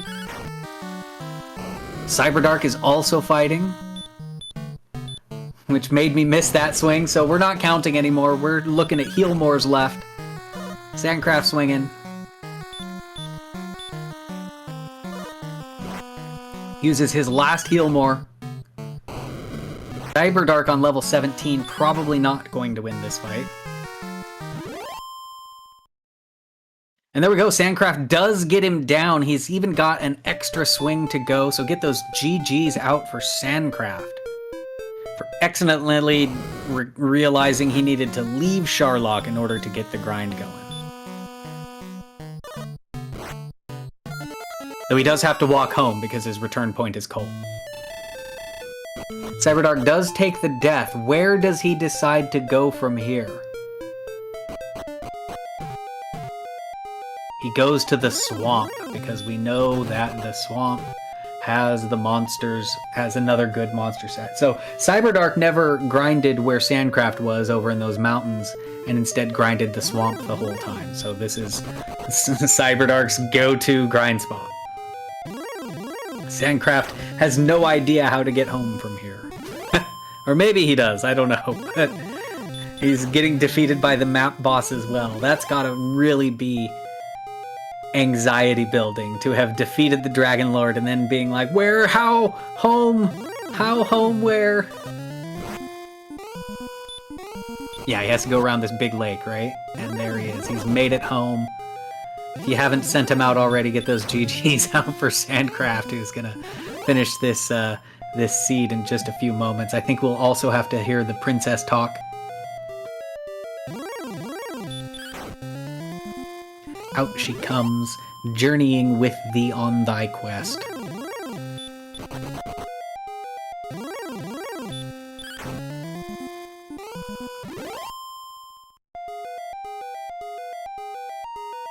One hour, 41 minutes, and 37 seconds later. Kigalas talking to the inn man from the north, as we rarely see. There is one more race today that'll go, or pretty much after this, there'll be one more.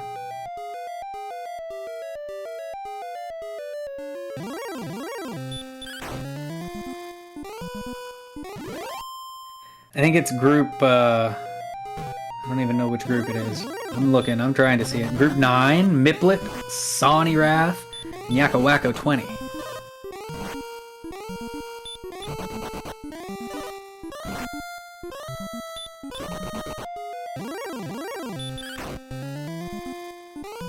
But yeah, GG's to Sandcraft getting the top finish of this race. Unfortunately, it's not enough points to make it into the next round of the tournament, which next round does begin our bracket phase, which is, I believe it's a single elimination bracket phase. So the play-ins, this is the last week of play-ins, and so for this group here, all have basically been eliminated, and so it's really just for the bragging rights, which Sandcraft has earned with the, again, very excellent decision to bail on Sharlock early and get that experience. Kigalas saying, it's close to bedtime, I'm gonna try at level 17 and see what happens.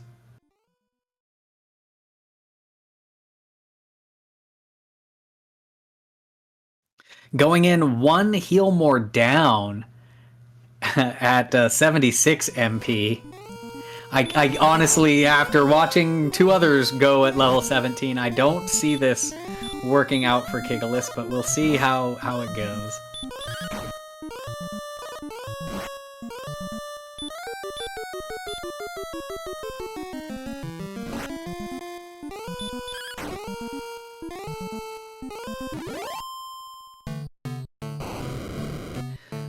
He gets called a fool, though. I mean, I would have accepted half of the land.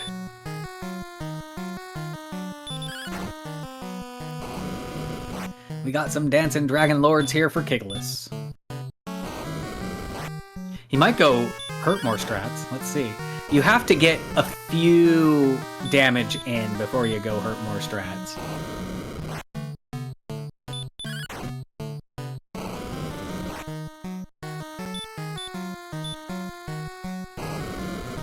A few damage in.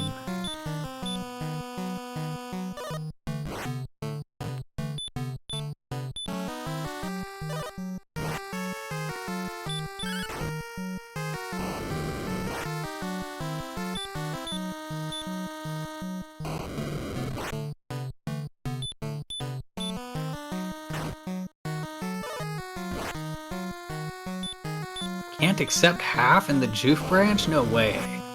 58. Did I miss something? Did Kigalas land a hurt more there? Did I miss something? There's a hurt more. No effect. And he's down.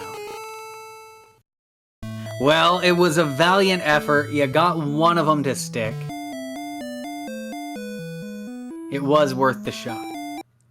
And now Kigalas and the King having a staring contest. I'm guessing that was a forfeit. as the game is now on pause.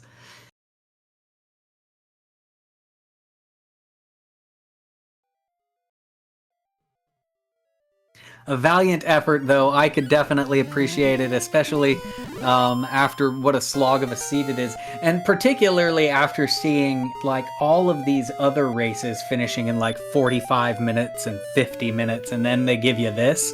Yeah, I would also feel the FF. Looks like Cyberdark is going to continue going on. He's getting out of this swamp. He's level 18 now.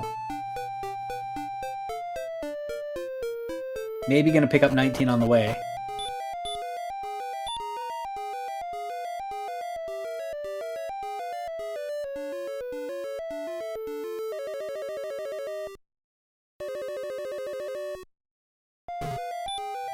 And now Cyberdark. Let's see if Cyberdark can remember how to get to the bottom of Sharlock.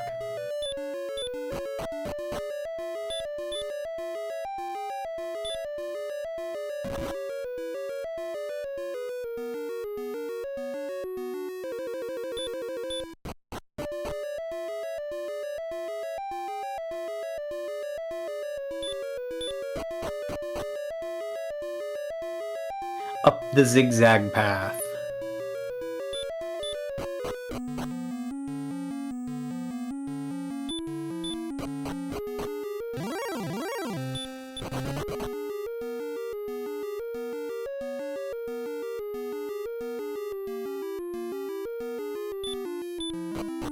I wonder, do downstairs always have to connect to downstairs? It looks like not, because that is an upstairs connected to an upstairs.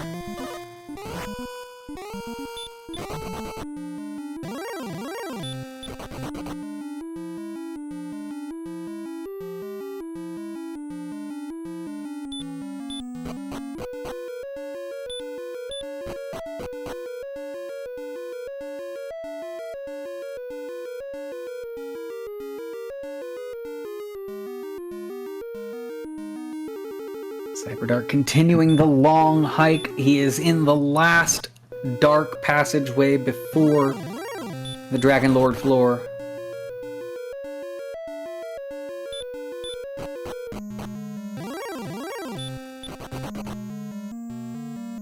I believe just barely level 18, so he's gonna refill here, and he's gonna give it a try at this 18. 18 is not much better than 17. I think it comes with what, 1 attack power? He's gonna get his herb from the chest.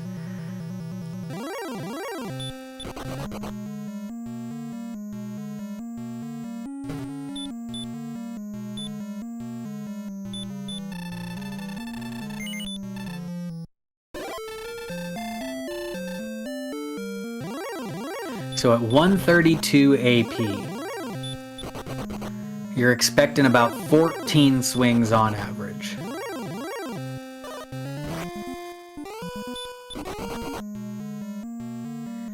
Which means with your 10 heal mores, you're gonna want that opening double, you're gonna want that closing double, and you're gonna want to try to manufacture some doubles in the middle, which, you know, the HP is at like 107. We're rocking a large shield. Defense power 87. I mean, you might be able to get some in there, but it's gonna be rough.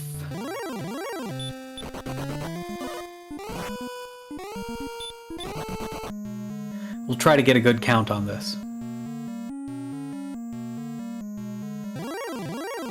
But first, Red Dragon is gonna back attack. 27 damages.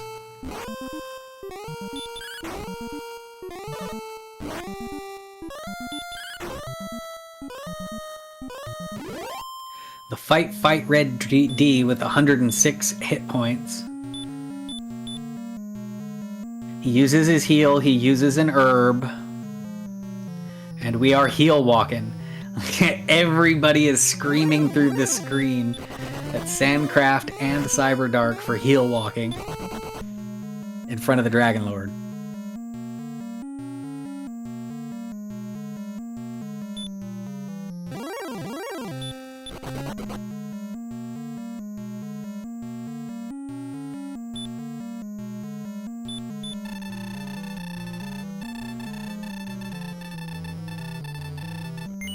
All right, he gets his HP back up there, so the heal walk did work out. He's got a stop spell for the first turn. That's exactly what you want to see. An attack is meh. It's not the best, but it's not the worst. And then he hits him with a hurt more. All right, so he really needs this opening swing here. No back attack. He does get the back attack, so he'll have to heal more first turn. 15 damage.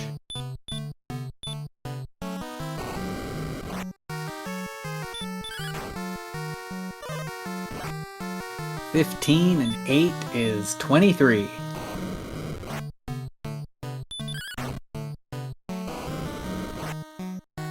$37.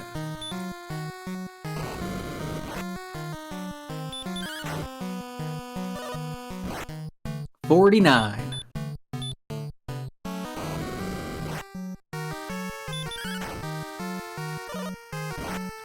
$57.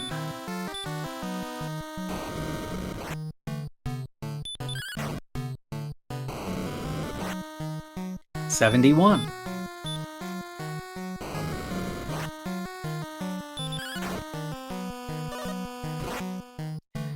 $86. Need more swings like that.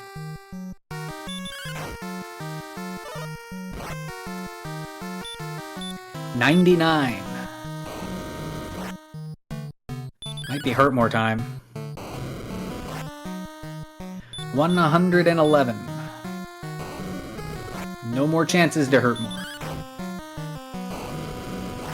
$124. $136 is not gonna do it, and thou art dead.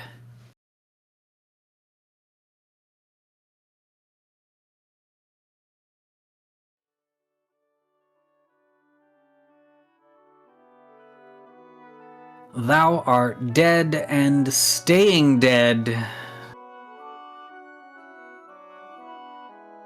And so I believe that is also another FF. Yeah, there's the DNF on that one as well. So that is crazy. Yeah, with this flag set, having a 2-hour seed is not something you would expect, and it boiled down to the really poor grind choices, or not choices, but like options, right? And so both Cyberdark and Sandcraft did realize that they needed to leave Sharlock at some point in order to do that. Sandcraft figured that out much sooner. The only good grind was the grind that was close to home on those early monsters. Like I said, the Drakey was putting in some work, as was the Magidrakey. But a good run by all of our runners anyways. That's the kind of punishment and pain that we like to see in a Dragon Warrior randomizer. So we appreciate your enduring it. Again, good job for Sandcraft sticking it out. And with that real snap idea to pop out a Sharlock, grind up, and then go. And yeah, it was level 19 before it was really a viable win. I think that 18 was doable, but not with what happened to Cyberdark, which was, you know, get back attacked and not have all the heal mores that you needed. But that is the way that the Dragon Warrior crumbles. We do want to thank everybody for their service, including our runners and our restream crew. We've got Kamion Renokai taking care of the restream, Shihali doing the tracking. I'm Velu V, who's been talking at you for the last hour and 53 minutes. So I hope you enjoyed that, and I'm going to be back. I think we have some other folks joining me in this room as well to call the next vodcast. So we've got more Dragon Warrior in just a few moments. I'm pretty sure Kamion just needs to take a minute to reset up the restream, and then we'll be back at it with even more Dragon Warrior Randomizer. You all stick around. Don't go anywhere, and we'll see you in just a few minutes.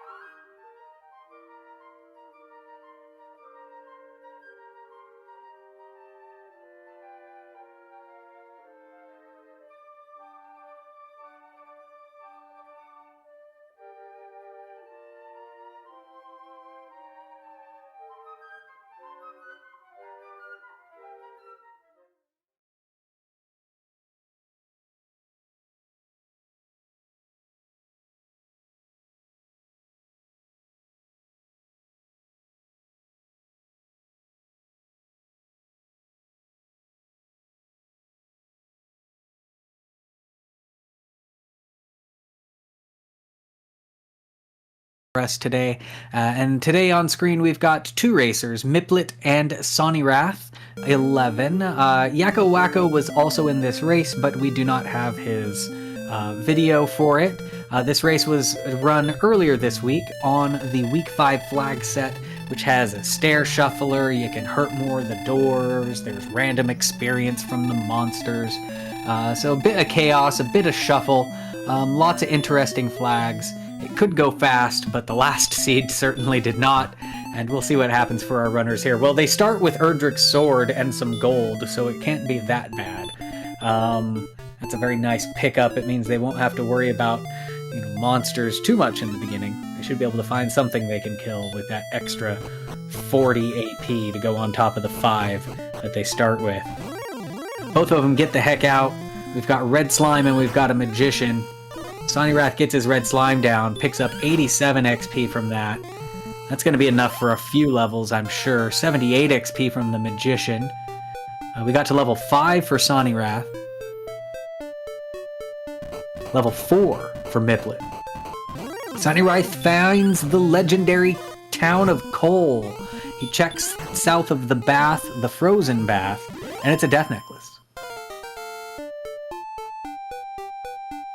Miplet has got level, probably level 5, maybe beyond. Yeah, just level 5.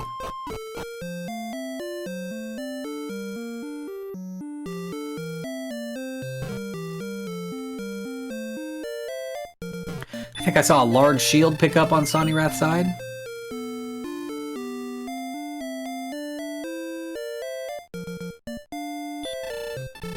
And I definitely saw a large shield pick up on Miplet's side. Miplet now going to see the death necklace as well. We do have random chest locations, which introduces new locations for where chests can be, including in the towns. So you might see Miplet poking around and kind of look like he's wandering a bit. That's actually him checking to see if there is any treasures. And he's going to slow grind on this death necklace check. So there was a large shield there. I don't know, perhaps there was some armor that he wants to purchase as well, but that's a good, nice little call. That's enough to pick up a half plate, for example.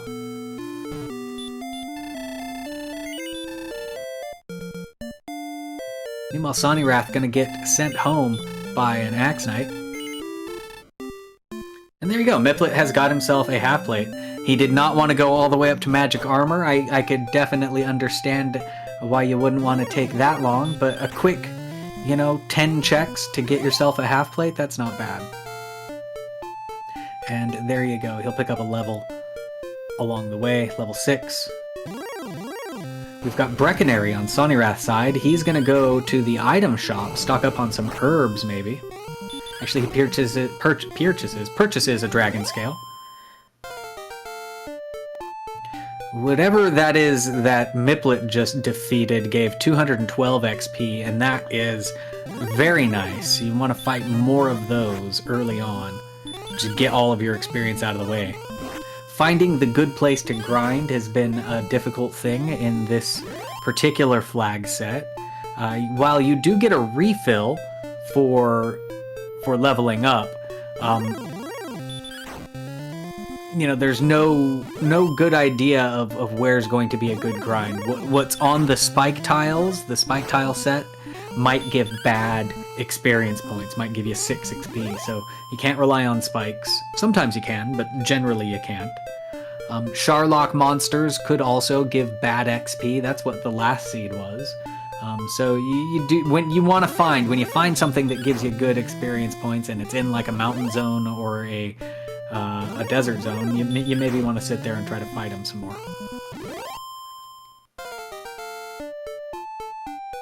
Sonnyrath doing some shopping at the Garenham.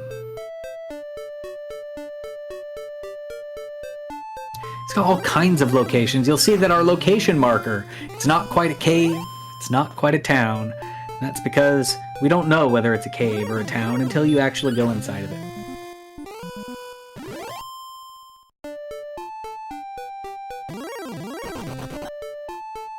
And the cave town that Sonny Wrath found there is Swamp South. There is a couple of chests to try to see if maybe they're there. This Wraith Knight on top could be a treasure guard. In fact, it is a treasure guard. Sonny Wrath doesn't really have much in terms of healing. He has an herb, though. He'll try that. He gets back attacked. Breathed on with the baby breath. 1 swing. Second baby breath. 2 swings. He is able to get it down in 2 swings. Picks up 289 experience points from it. You find Wraith Knights on the overworld. That's a good thing to fight. I think that was the Warlock on Miplet's side. Was also good, that 212 monster. It looks like we got a silver harp out of Swamp South. Blue Dragon with Sleep and Dragon Lord 2 Breath. The full wombo sends Sonny Wrath back to Tantagel Castle. 50-50 Sleep DL2. 98 hit points. He's got a 716 stop spell resistance. That's a pretty nasty blue dragon.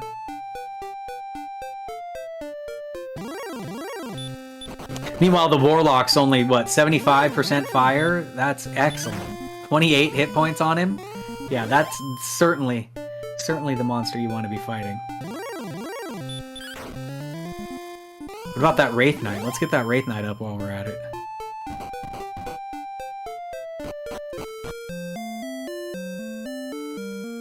Of course, we haven't really seen much of what the Wraith Knight can do. I think all he did was fight.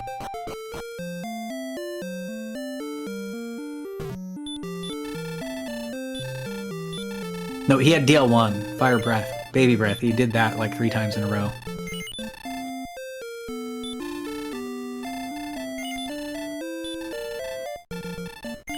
So XP-wise, Miplet has sat on a bit of a grind there, mainly looking for those Warlocks, and he has about 1,000 experience points, or double Sonny Wrath's current total. Ahead. He's got 1,000 ahead, so 2,000 total. Sonny's got a little more exploration done.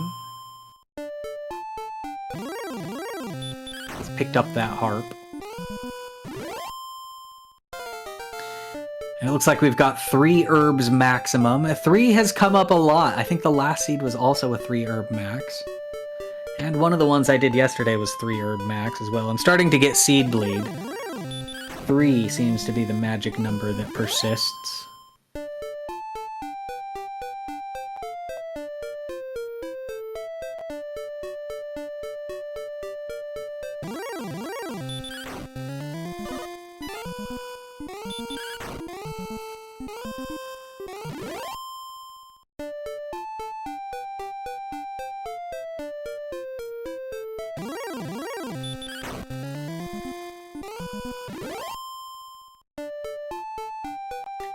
And Sonny Wrath, if he hasn't seen it, is going to learn about the Warlock right now.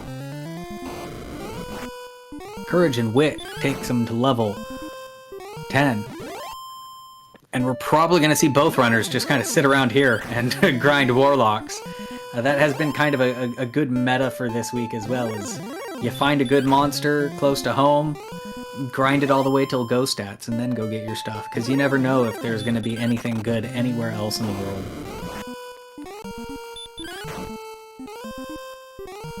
There's just nothing good in the world at all, except for these Warlocks.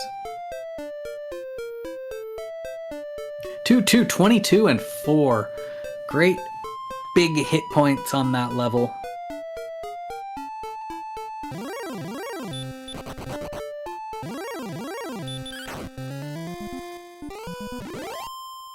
And he continues slapping down these Warlocks. Sonny Wrath discovers the town of Rimmeldar. No Hurtmore yet, so he'll have to purchase keys if he wants to check any of the doors here. He's checking what's at the store, doesn't purchase anything. There is one behind the double key lock door. I guess he got keys already.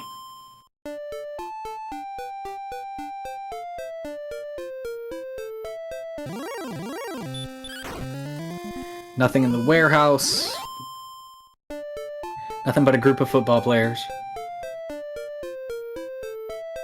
And yeah, he's gonna tuck around the back here and get his keys back.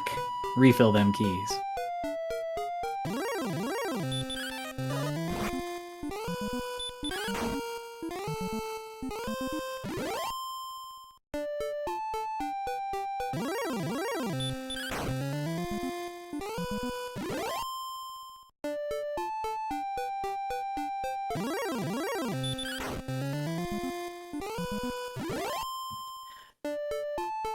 And we're sitting at about a 2,000 experience point lead now on Miplet, who's stuck to this grind.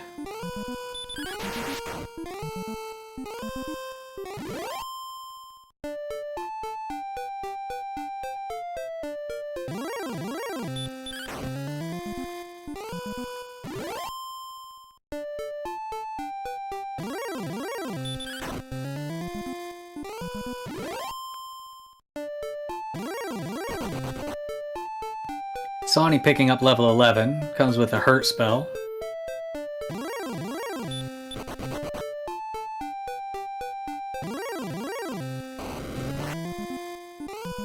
Here's the rare fire from the Warlock.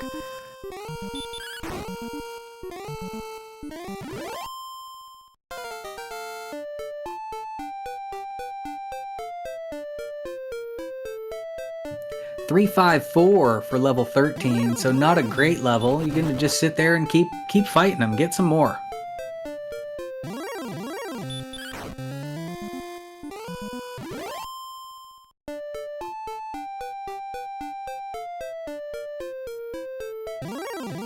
Yeah, still no heals. Still no hurt more. Still no reason to not just sit here and fight Warlocks.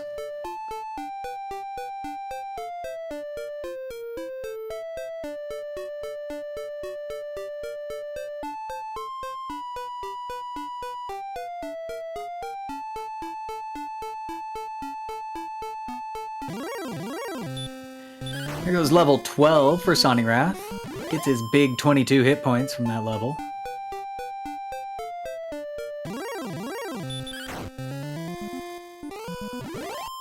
He's closed the gap to about 1,500.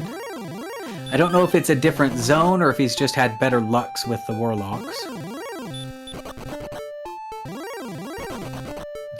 Better Warluck, if you will.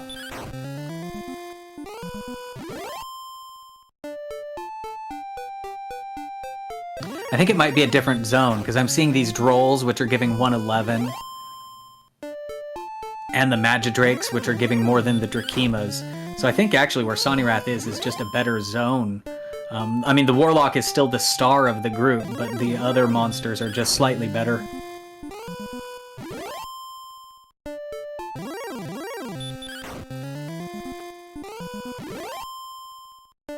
Perhaps the wolf is a dud, because I think Sonny just ran from that.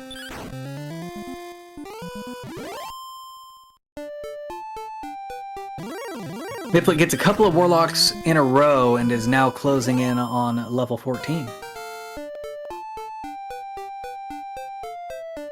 2 hit points, 3 magics. There's that heal more spell we were looking for. And still no reason to leave, I don't think, unless maybe you're gonna go find the zone that Sonny Wrath is in.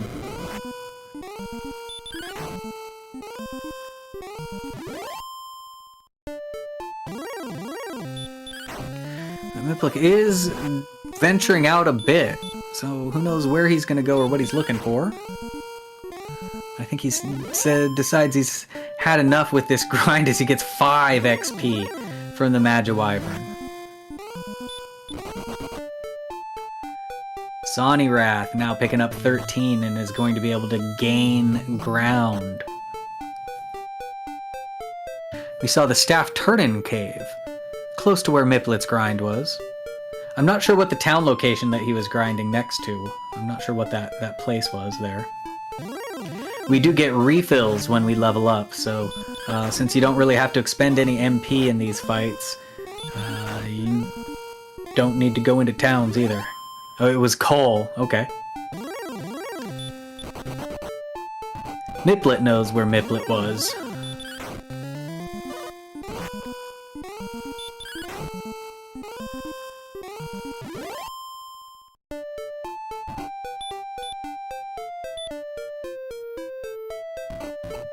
So there is also Drakima. That is the last one in Miplet's zone. And yeah, that's the worst of the bunch.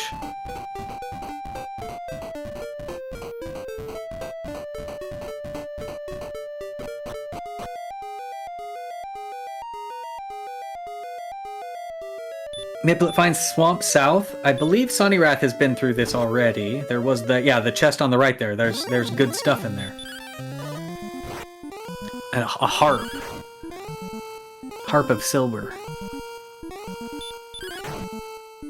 This is actually good for Miplet, who I think just saw the silver harp trade-in cave. Maybe you fight this guy, you get your harp, and then you go turn it in. Pick up some warlocks along the way.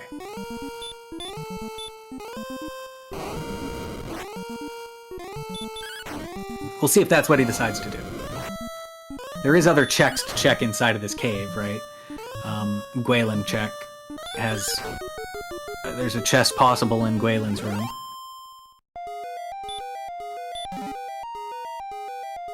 Here we go, silver harp from Miplet.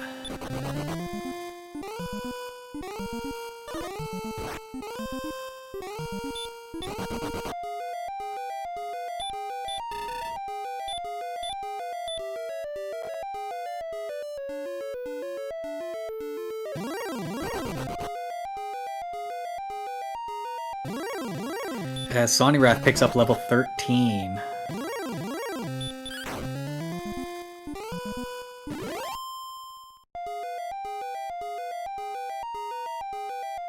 There's a chest in the top of the swamp as well. It is a cursed belt.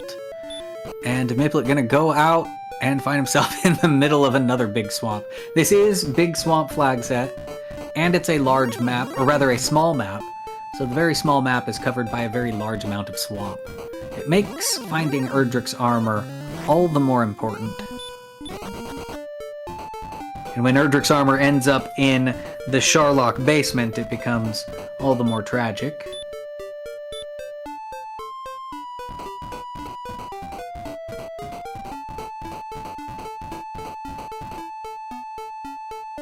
Why couldn't that swamp have frozen over indeed? Of course, my headcanon is that Erdrick's armor, all it is a nice pair of hiking boots. And that's why the swamp tiles no longer hurt you.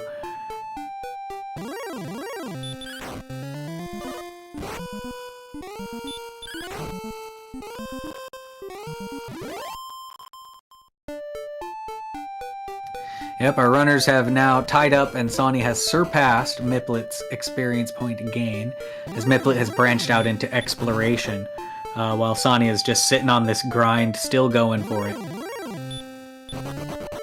And I don't blame him. Like I said, you do this until you're at go stats. You have Erdrick's sword, so you know exactly how much AP you have. You don't have to do any math in your head about that. Maybe you find a death, or not a death ring, a fighter's ring along the way, but that's negligible.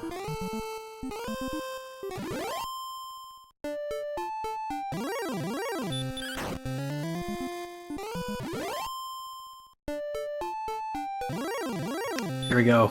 Confirmation that the wolf was a dud, giving 17 experience points there on Miplet's side.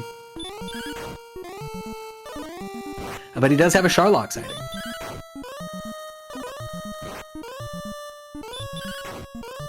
Courage and Wit hath brought level 15 to Sonnyrath. 2202, heal, and there's the big hurt more. All spells learned at level 15.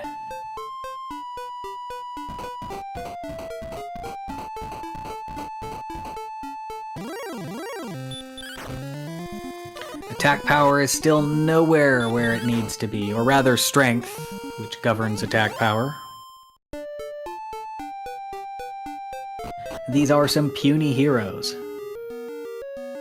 Miplet has discovered Hawksness, as Sonnyrath has discovered the Mountain 1 cave.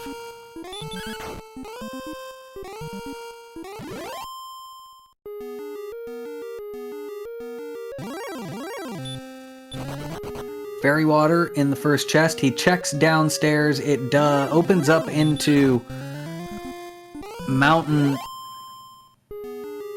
1. He was in... What was he in? Was he not just in Mountain 1? I'm very confused. Oh, he popped out of still Mountain 1. Mountain 1 has a stairwell that connects to Mountain 1, to the top part of it. That's what just happened there. Very confusing, the stair shuffler. So Treasure Guardian 344 on that Rogue Scorpion, by the way, is Erdrick's armor in the Mountain 1 chest of the Mountain 1 floor. We've got a Stone Man on Miplet's side in Hawksness. He puts it to sleep.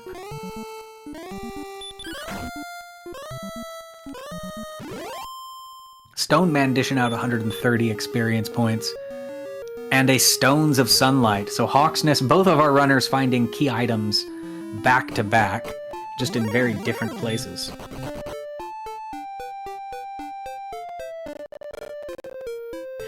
By far, the key item that Sonnyrath found is the more important of the two, just due to the big swamp nature of our map.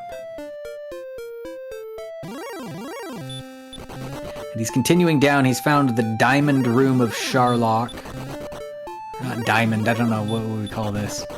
I call it a diamond. But it's like all of the little branching wrong ways path. The Shuriken, that's it. It's a little ninja star looking thing. There's a level on the left from Miplet. Miplet found something that gave 344 on the overworld. If it was the Rogue Scorpion, he may have haphazardly found the coordinates. And that was level 15. Green dragons give 5.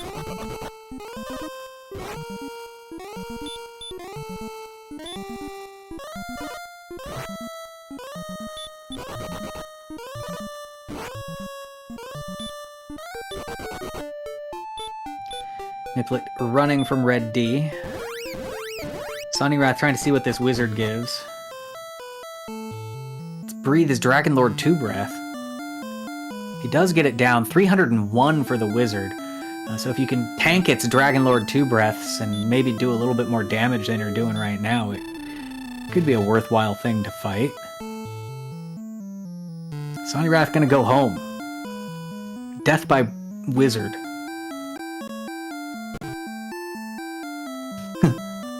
NPC doing a little trolling. There is no keys for you to use, good sir, but you can hurt more that door. Double hurt more doors. We've got dueling treasury chests, as if this were the very start of the game and they started with keys. Both runners in the treasury at the same time. We find a fighter's ring in the bottom chest.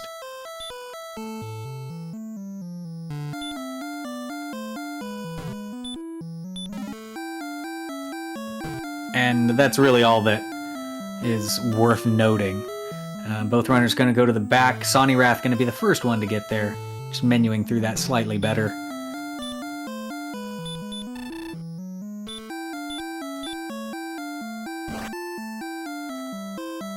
Gets a chainmail out of that. What is the chainmail actually? Looks like maybe it was a torch.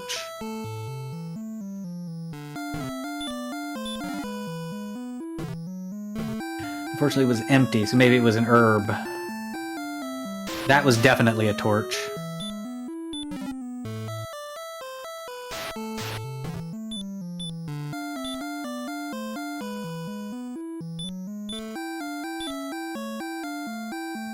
Slight miss menu on Sonnyrath, or rather on Miplet's side, with accidentally casting a Hurt More instead of a Heal More.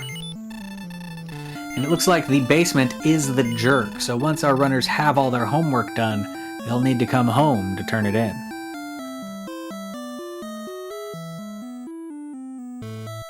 I guess that means the jerk is just a teacher. Is that the implication there, that the teacher is a jerk because that's who we turn our homework into?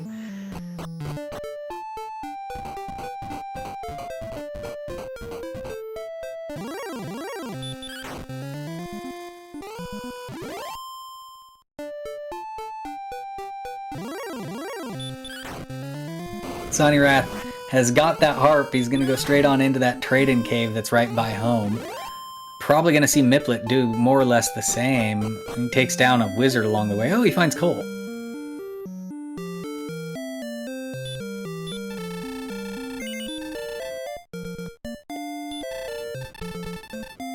Little magic armor pickup from Miplet. Yeah, Rogue Scorpion's excellent with that 344 XP. We've seen them as a treasure guard. Have we seen them in the overworld yet?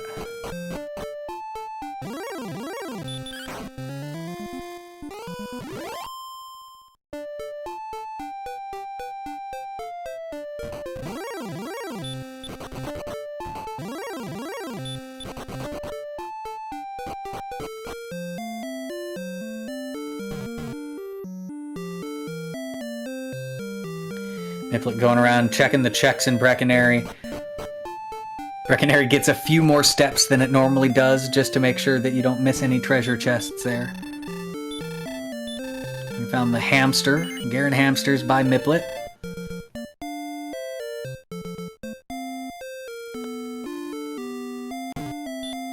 Poltergeist, still not worth it.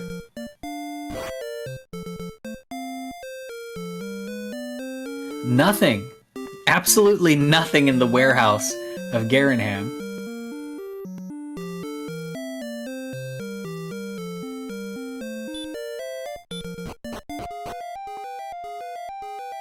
And Miplet finds, what is this, the tablet? Tablet cave, I think?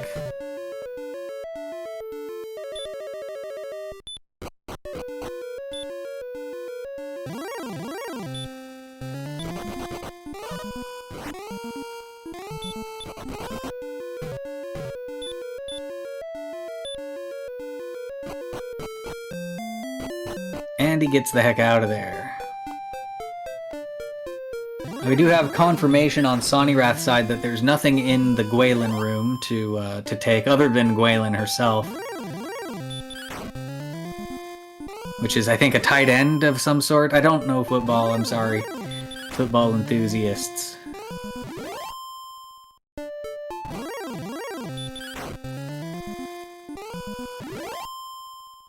I hope I don't get in trouble for saying that Gwaelin is a tight end. It's Randall Cunningham, or for those who like Tecmo Super Bowl, QB Eagles. Gotcha.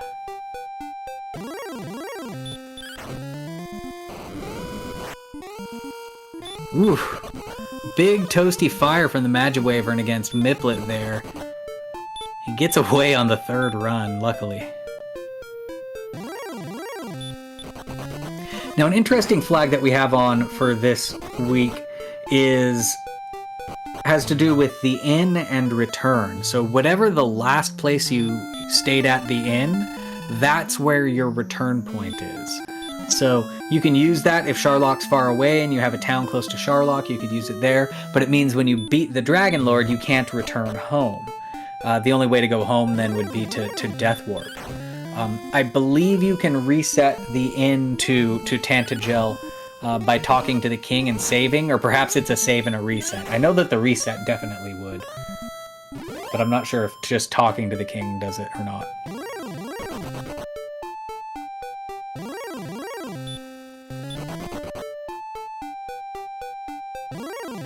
Sonirath has found Cantlin. He's going to hurt more the door down, talk to our good friend Go and Search, 49 leagues north, 15 east.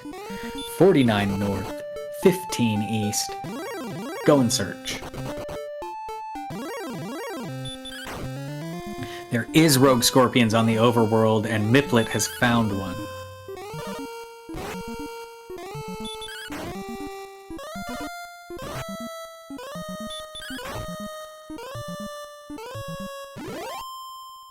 Kind of a long fight, but the 344 makes it worth it.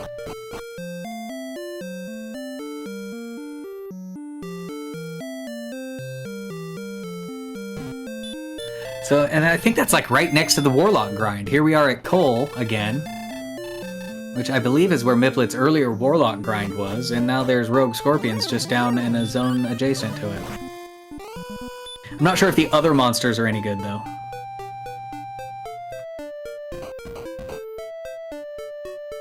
Sonirath back in the swamp is going to tuck back through it.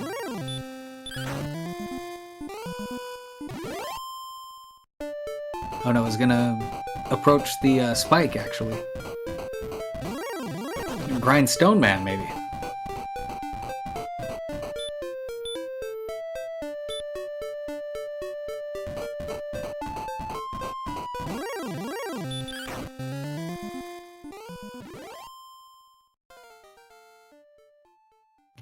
Courage and Wit hath brought level 16, 173 to Miplet. There's a 0 in there as well. I'm not sure if it was the last stat or something in the middle, but it didn't turn up as a 0. It just didn't turn up.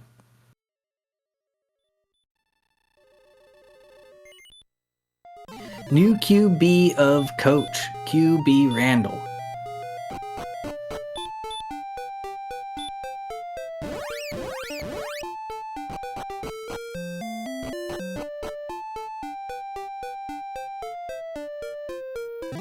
Yeah, just a little bit faster than the previous seed, I agree.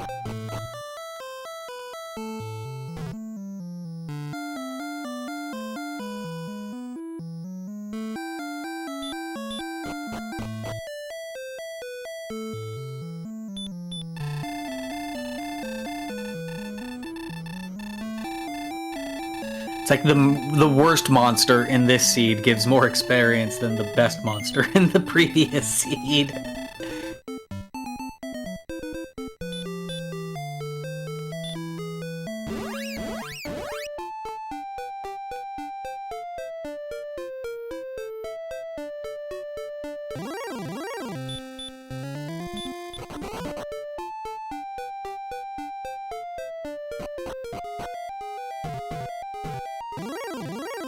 Alright, Sonny is back in the swamp. I'm not sure what the back and forth through the swamp is, but there must be something he likes in here.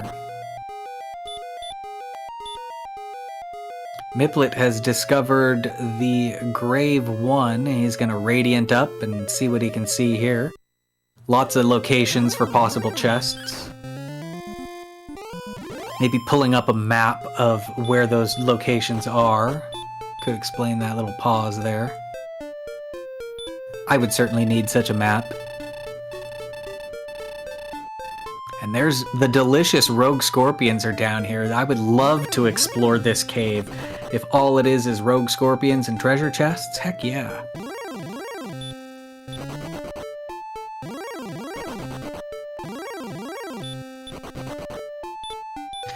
Miplet don't want no torch.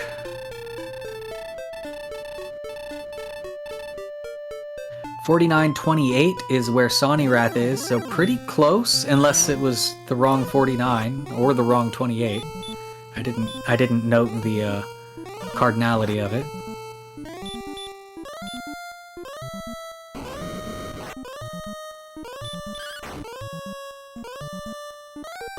Sonny wants to fight this wizard. The wizard knows heal. Got gold in one of the vanilla locations of top chests in the grave, and it looks like Miplet might be... Yeah, he's gonna go dive deeper.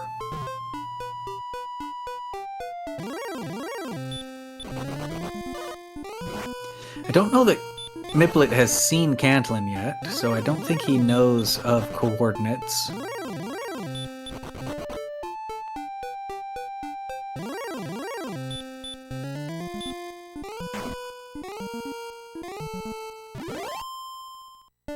But he does know that there's rogue scorpions in here, so maybe that's also encouraging him to stay and continue the dive.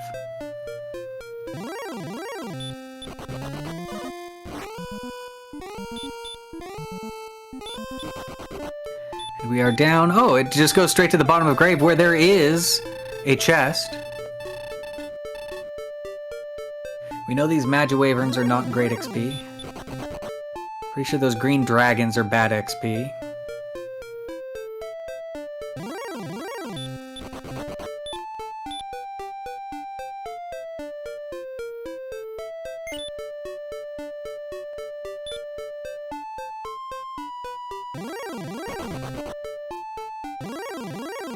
Slight overstep on Miplet. Or maybe not, he was just checking, right? Okay, there's no monster there, that means there's no treasure guard, that means I don't need this chest. He already has the fighter's ring, so yeah, there's no point in opening a chest that that isn't a key item. So good call on Miplet, saving some seconds there.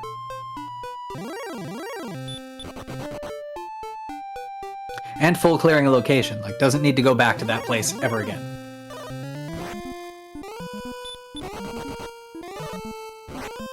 And And I think the rogue scorpions allowed him to reclaim ever so slightly the experience point lead as Sonirath sees Tantigel. And right next to it, we have a location. It is Hawksness, so Miplet has been here.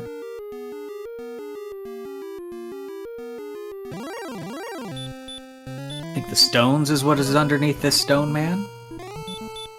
This could be the stone man of sunlight.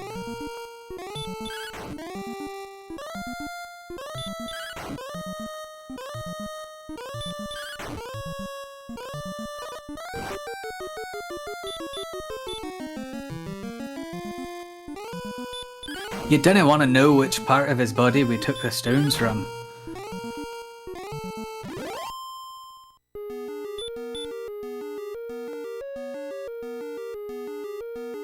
Alright, Miplet has found more chests here. I think he is in Mountain 1. Grabs a fairy water. No, this is not... Oh, yeah, this is Mountain 1. Yeah, the bottom half of Mountain 1. And I think that this is where Sonny was earlier, so this will take him to the top left corner. Very confusing going from Mountain 1 to Mountain 1. And he'll get, Miplet will get Erdrick's armor here in just a moment. Rogue Scorpion on the treasure guard. He'll also get 344 experience points for that. Sonirath and Cantlin.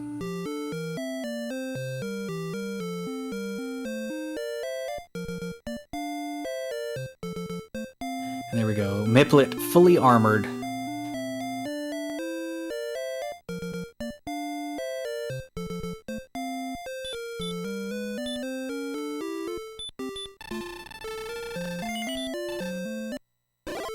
In the Shuriken room. We've seen this before, folks.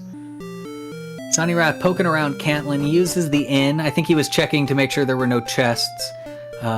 Maybe didn't check that left side the first time, and so was peeking down to make sure that the treasure chests weren't there.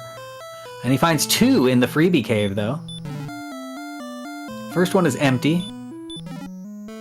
Second one has gold, so nothing great there.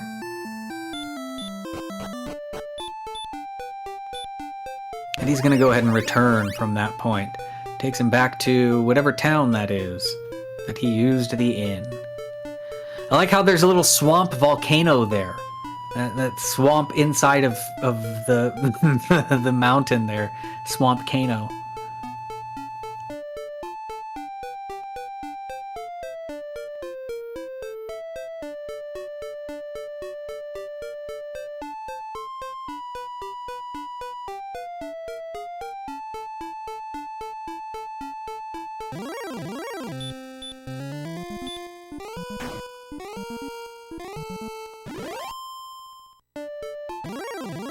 Bit of a pause on Miplet's side, maybe doing some thinking, some checking of the maps. Where am I? Are there stairs here? Do I want to continue exploring this labyrinth, or is there overworld checks that I want to see? We've already seen Cole. We've already seen Hawksness. Sonirath has seen that there is a flute on the coordinates. Token is what's outstanding. And so it is definitely in the cave complex somewhere. If it isn't in a town. I haven't been tracking towns. I'm not sure if we've seen all of those yet.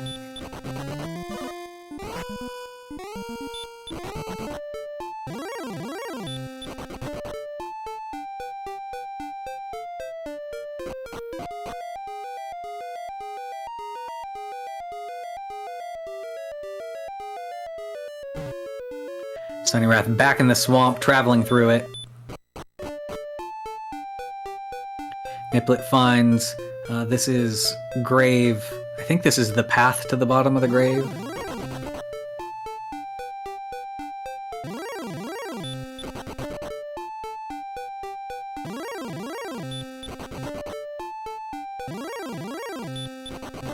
And dead ends.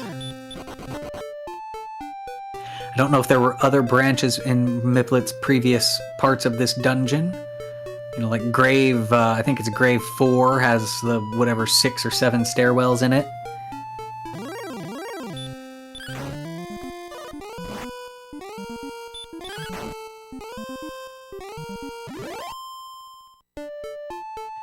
The good news is that Sharlock, you won't need to look for any treasures in Sharlock.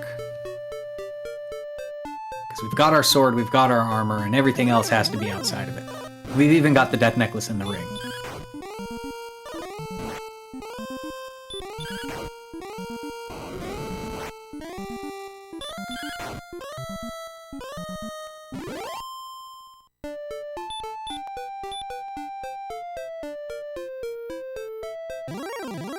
Green dragon guarding the stairwell. Miplet decides to fight it. If I recall, they gave not great experience.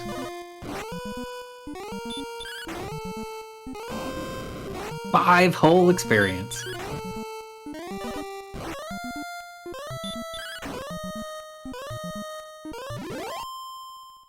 Wizard just a little bit better with 301, and that's enough to push Sonirath to level 17. 12 big power from that. That's a big relief. They need even more power, but the strength is definitely the stat that they're looking to see big numbers on, and that 12 is a step in the right direction.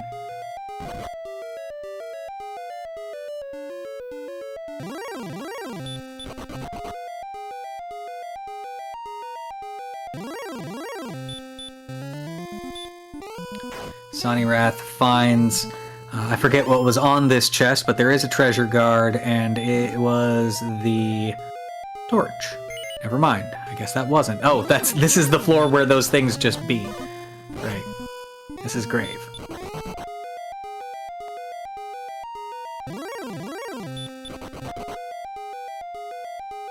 Miplet. Looking a little lost in this dungeon. I'm sure he knows where he's going. I'm the one that's lost. I'm just projecting onto Miplet.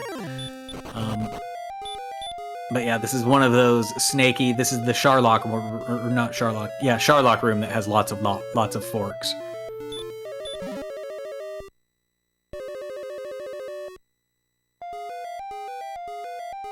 He's now in the dab room. Miplet says he is definitely lost. Grave 4 floor. This is where the vanilla Grave 4 chest is anyways.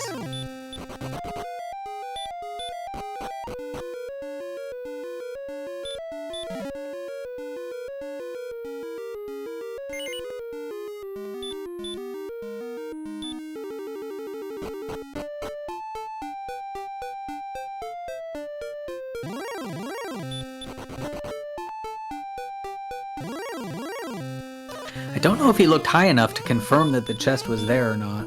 I'm gonna assume that he did.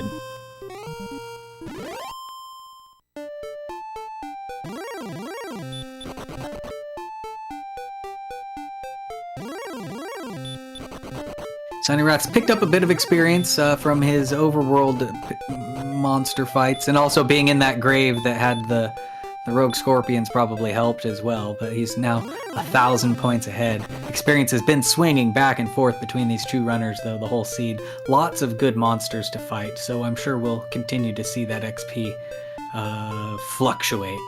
Goldman on the chest on Miplet's screen. Could this be our token?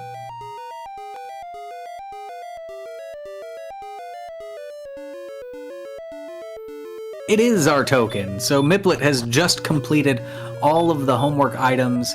He knows that not outside, but behind Tantagel in the basement is where the turn-in is. So he's just got to get back there. I don't think his return spell is going to take him back there. So he'll also have to navigate his way back home. He'll have to navigate from whatever town that is that he's at. Looks like Blue Dragon has put Sonirath to sleep. He does get away from it, though. Here we are at the town of Cole. Miplet going for a refill in Cole. That's going to reset his return to Cole. Oh, his reset. That's where he was. Never mind. Never mind what I'm saying. Oh, and that's right next to Tantagel.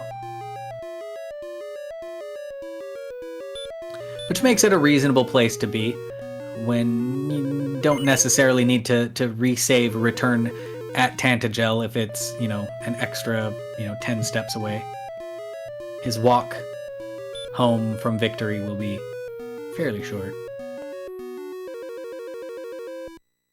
He's going to purchase some keys here. And he is on his way to turn in that homework. And then it will be grind and go. Where will he grind? Will he go back to where he was? Will he look for the rogue scorpions? Will he try to find his way to that grave floor?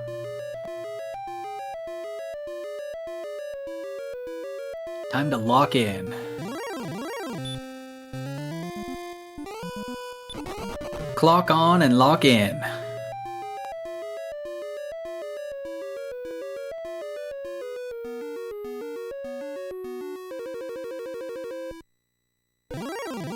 Yes, this is a vodcast. This race was run a couple of days ago, earlier this week anyway.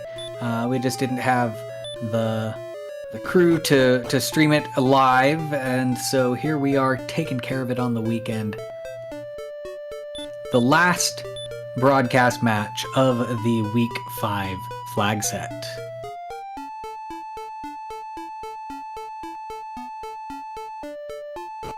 And I believe once this is over, there will be the preview for next week's. I have to take a look at my schedule. It's a little early to be talking about that, but there will be a little preview for next week's show, I believe later today.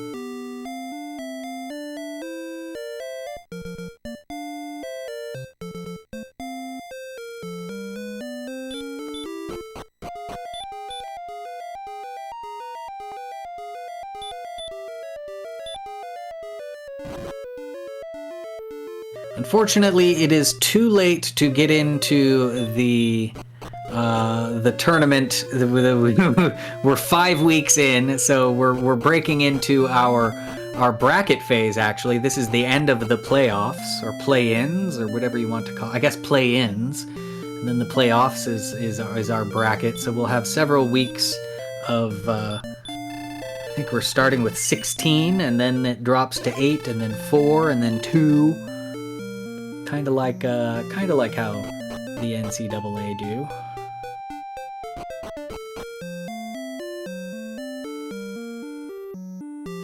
But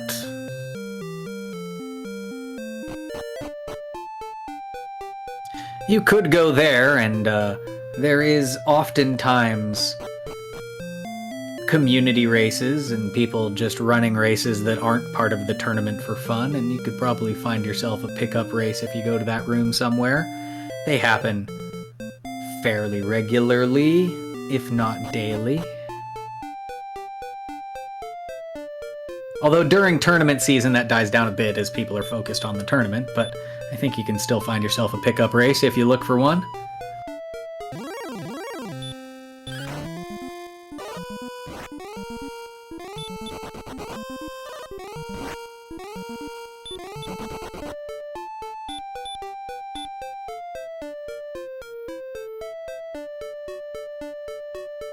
And just like that, our experience is more or less tied, or I think Miplet might have taken the lead back, as Sonnyrath now focusing on exploration instead of grinding.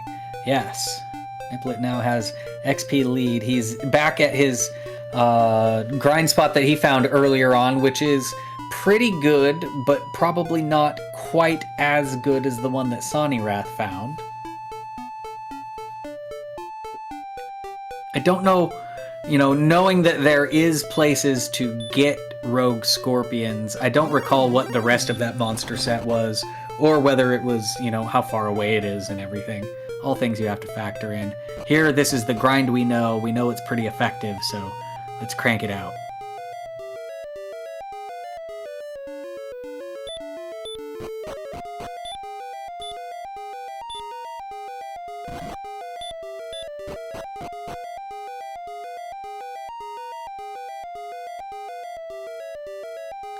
So now Sonnyrath going into Deeper Mountain.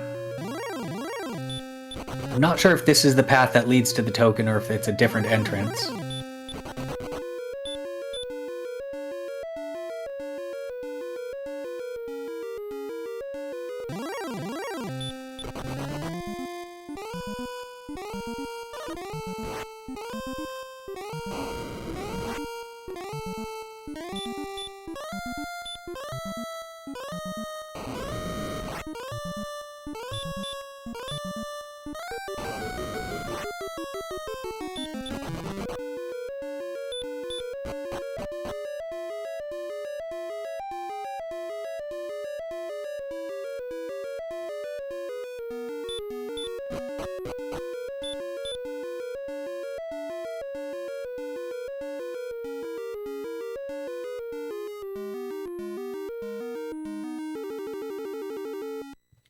All right, Miplet has left his grind. He's now in the Swamp Cave.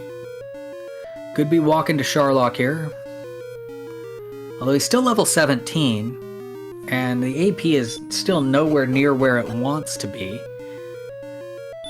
Even with a Death Necklace. Well, with a Death Necklace, now you're in poor HP territory, but not too terribly poor. 99 MP is what? 10, 11, 12? 12 heal mores. But even with a Death Necklace on, you're like 22 swings to beat the Dragon Lord. I can't see this being it. Maybe hoping to pick up the level along the way there. Oh, he's checking the spike.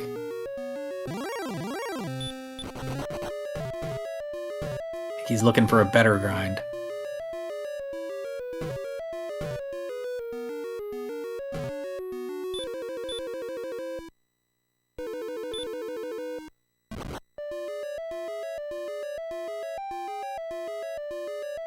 Getting back attacked by a gold man feels bad, man. This is looking familiar on Sonirath's side. I think that he is about to pick up a token somewhere.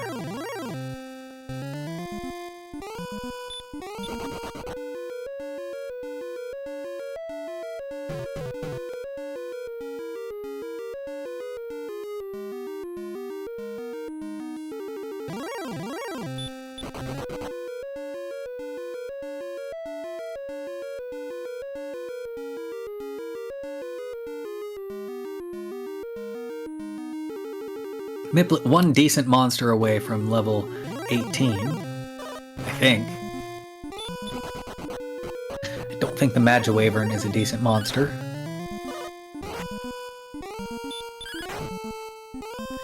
It is not. 8 combined XP and gold.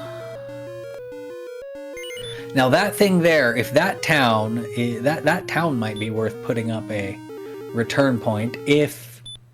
Well, but no, his return point is closer to home. Yeah, you don't want to make the long walk back home.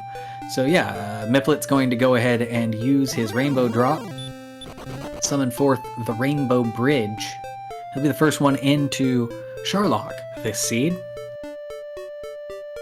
And again, he's not too far away from level 18, which will come with a health and magic refill.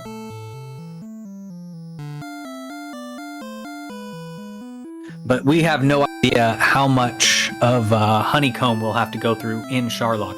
I think we've seen both of our worst floors in the Overworld dungeon, so it shouldn't be too bad.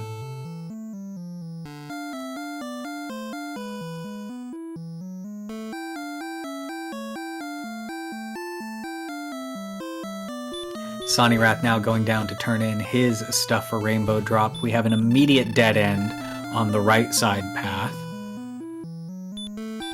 On Miplet's side.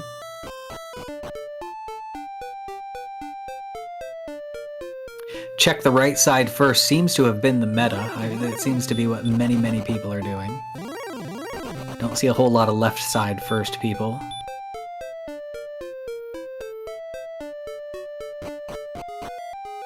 And here we go. Here's level 18. 4 power, 3 hit points, a whole extra heal more. But still... with the Death Necklace put on, you're at 124 AP. That's 18 swings. 18 swings and 13 heal mores. Can't count on too many doubles. I don't think that's I don't think that's a go. Doable but uncomfortable, exactly. Like, doable and not a lock either. Like, you have to roll well.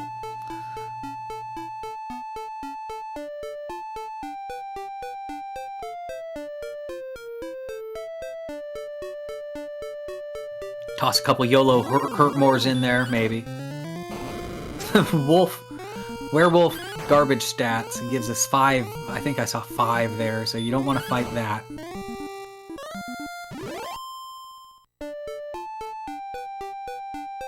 Yeah, you can't reasonably get doubles at 100 HP, exactly.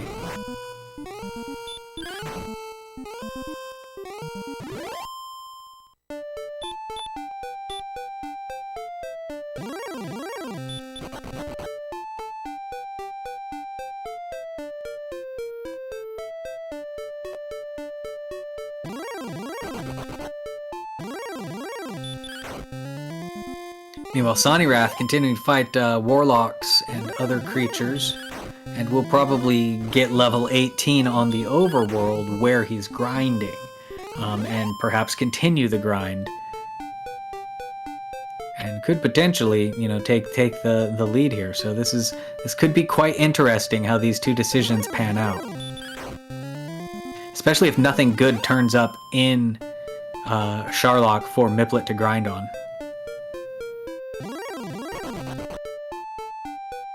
Jerkbird, Star Wyvern giving Miplet the trouble with getting away. This feels like... I don't know what room this is. This is a play-in race, but unfortunately, this is the last week of play-ins. All of our racers in this group, their point total, they're eliminated from the next round already. They won't make it into the bracket phase, so this is more for bragging rights than anything.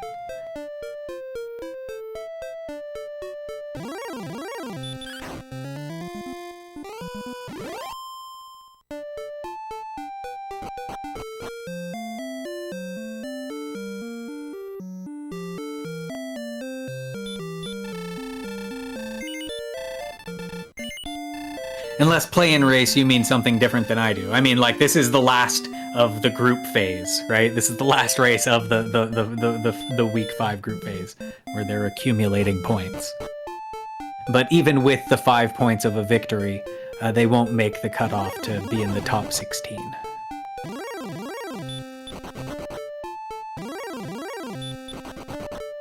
Unfortunately, I don't know where Yakko is. I have not seen... that was the trouble, was we weren't able to locate his vodcast. Perhaps he perhaps he recorded locally or didn't. I'm not sure.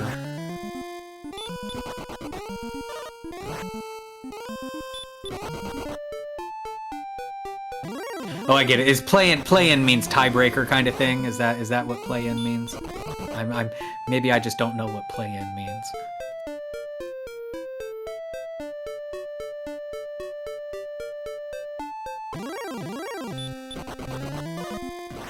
I'm sorry, the commentator doesn't know what words mean.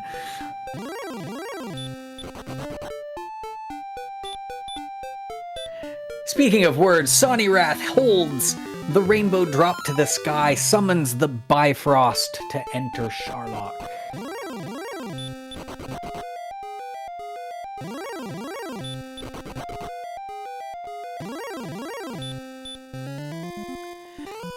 Yeah, and with that double attack also, the DP isn't there, right? Neither of them have silver shields. The agility is just standard. It's not amazing.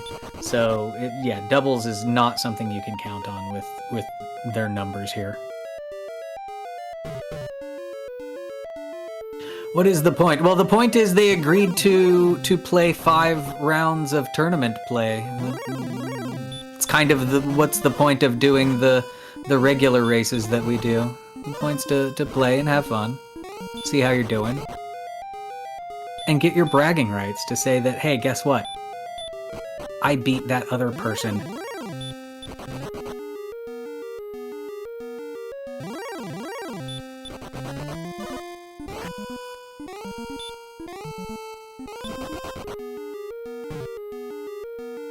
Miplet taking a think here.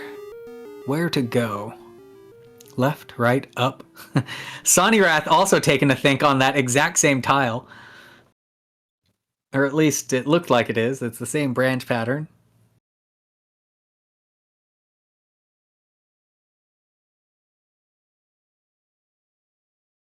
Hey, we're conferring.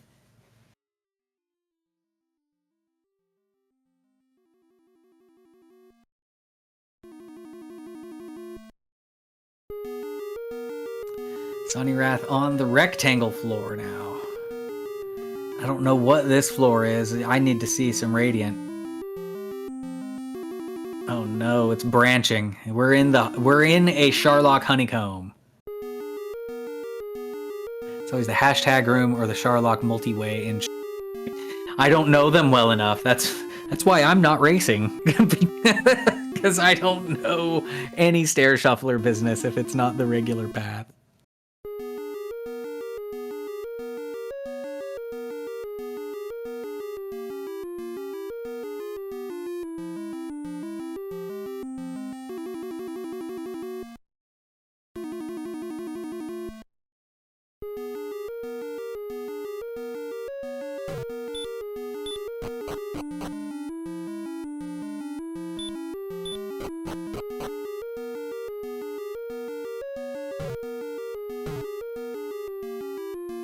Grave 2 is the hashtag room. I can see that. It's like Sonnyrath in the branch of Charlock, and now he's in Charlock 2, but backwards.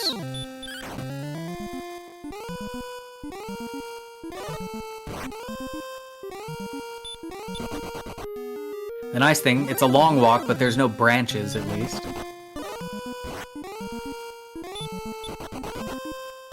Put Sonny in another room that I don't know what is, but I think there's some stairs at the north. Maybe, maybe not.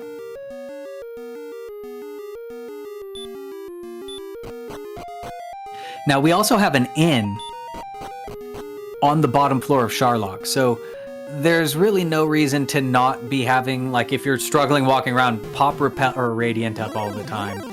You can use your heal mores, you can use your resources on the way down, because there's an inn down there that you can use. As well as the level ups give us all of our health and magic back. No, we don't want perma Radiant flag for these, because Radiant never gets cast. Almost the whole point of these flags is so that Radiant has utility again.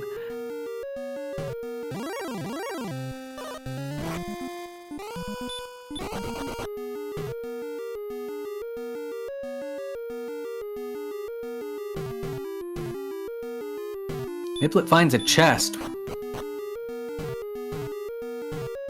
Brings him to the zigzag room, or the lightning bolt path. To a corner. To the bottom of Sharlock, he's found it. He is not going to the inn. He's going right around to Dragonlord Town. There is an endless room. The endless room here does have an end, though. And there can actually be a chest in there. And yeah, that diagonal thing might lead to it. I'm not sure. Again, I'm not sure exactly where the things are, except for the normal path. I haven't explored Sharlock properly since like 1990.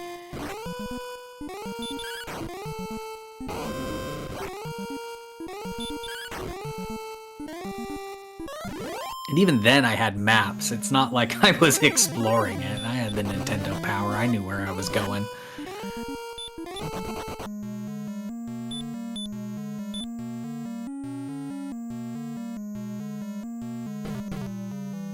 Right here, any one of these bridges is what I think the Rainbow Bridge should replace.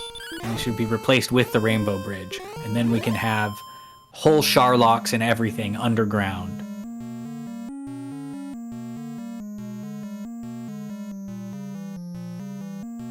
Anyway, Miplet, we got a bit of a freeze screen there. We're good. He's building tension, that's what he's doing. Little wizard in front. Wizard give big experience there. Miplet now closing in on that level 19, which is what he's going to need for that. And yeah, that means this floor is a viable grind area with those wizards there. It's as good as anything else outside, I think, considering that you're already down the very long Sharlock walk. He's going to try the Armored Knight. I believe they also gave trash XP.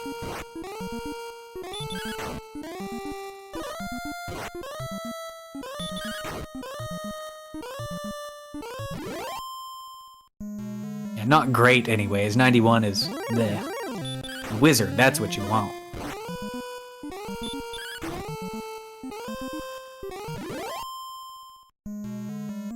Some of that sweet, sweet wizard XP. Stone Man on the spike. He's hoping this will push him up over to level 19, which I think it should. I believe the Stone Man gave well over 100x.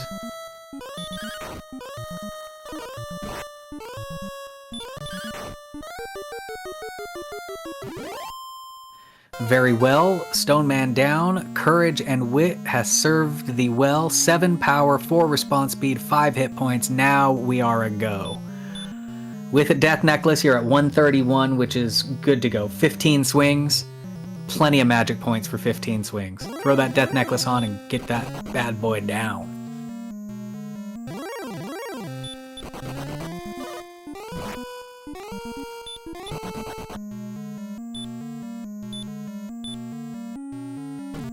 So he's going to herb up before the fight. He'll probably put the Death Necklace on in the fight so that he has all of his hit points for the Dragon Lord 1. Maybe get a free swing in on it. So there we go. Death Necklace on and cursed.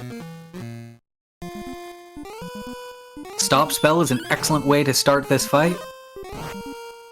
Dragon Lord swings.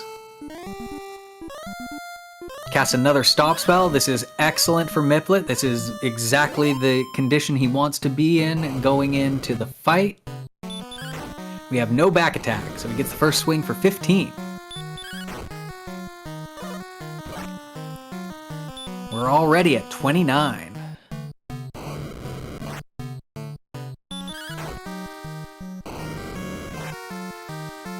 $38.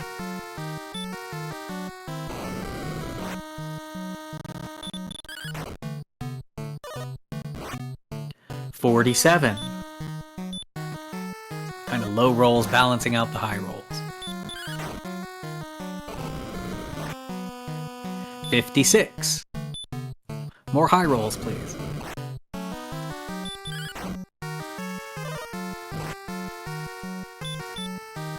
68. One short of nice. 78. Ooh, he gets the double. 88, 90, 90 even.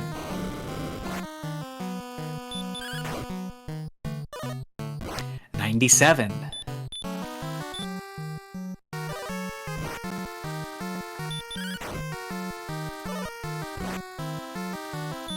$106, 118 as he gets another double.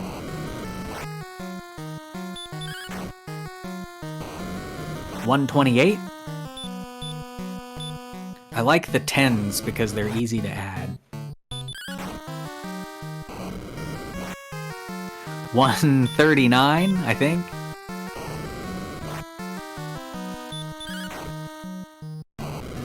$149. Next swing could do it, but you gotta heal more there. It also could not do it. $159, unless my count was off somewhere.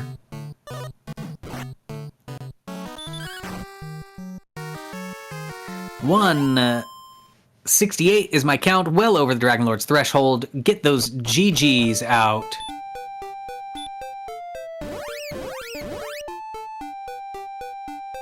For Miplet, our first place victor of this race.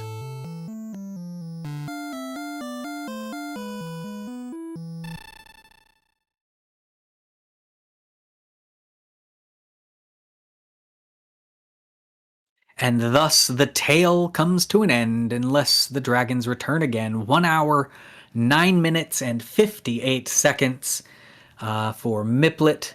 And so that brings us over to Sonnywrath, see if Sonny can finish it off. Has a bit of a ways to go to get to level 19.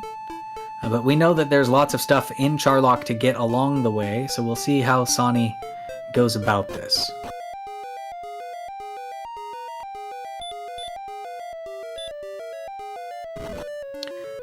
Currently is in Mount Grave, maybe looking for those rogue scorpions that were up here.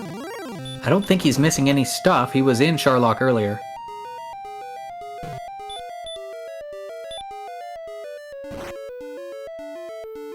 So the only thing I can think is he's looking for graves. Yeah, and the dragons, they do return again in Dragon Warrior 2.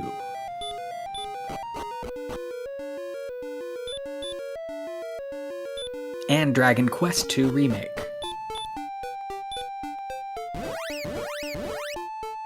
I'm not sure what all that was about on Sonny's screen. Could be taking a victory lap. It could be that he sees that Miplet is finished.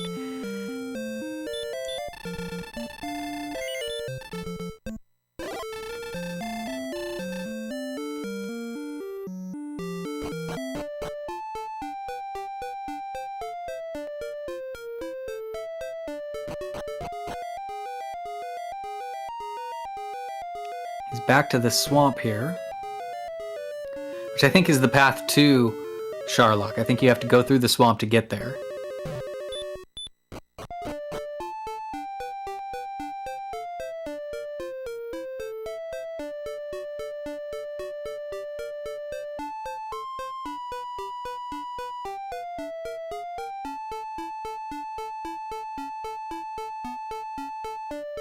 The long walk to Charlock. Repel wears off, he pops it back up again.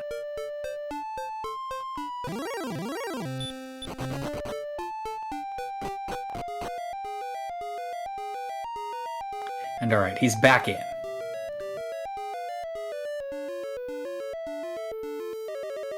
So I'm not sure what knocked Sonny out. He must have died to something during his last dive, but he surely has gained some knowledge and some ideas of where to go.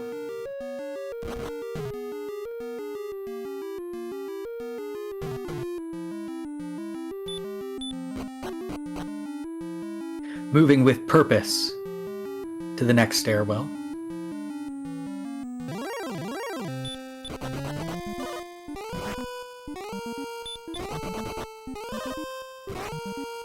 Armor Knight's taken a couple of bites out of him. Double run fail.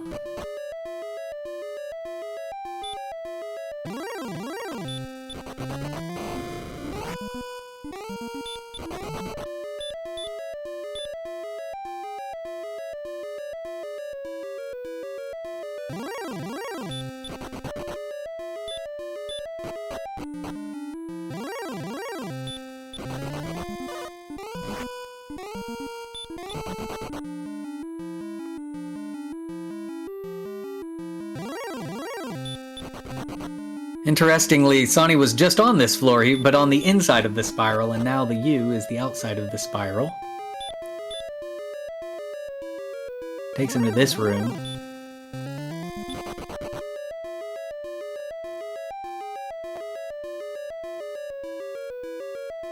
Which, isn't this mountain too? Is this not a dead end? It's got rogue scorpions in it.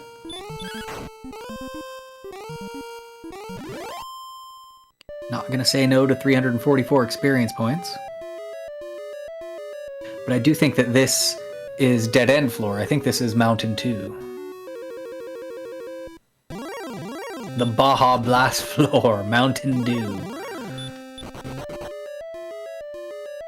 Got a code red. Stone Man.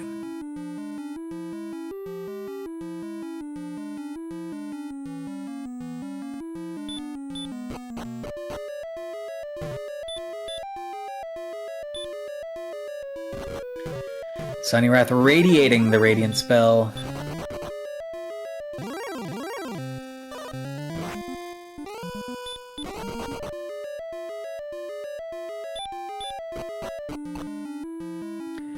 Air Shuffler to the spiral. Back out the spiral he'll need to go.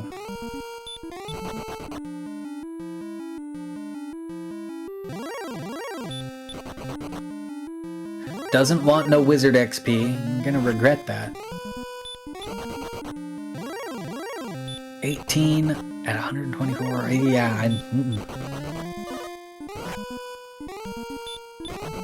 I would not want it. I would definitely want level 19.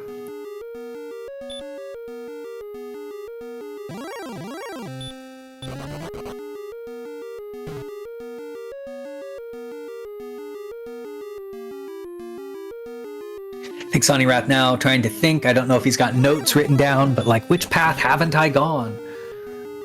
Perhaps looking at maps.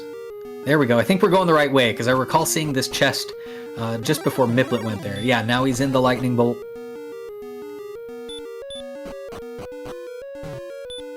Lightning bolt to corner. To the light room.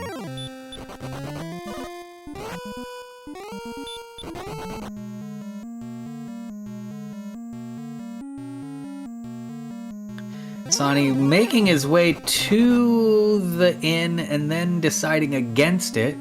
Could be that he's forgotten exactly where the inn guy is.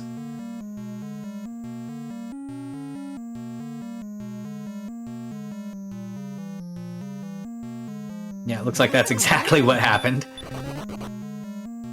We saw that happen in the previous race as well.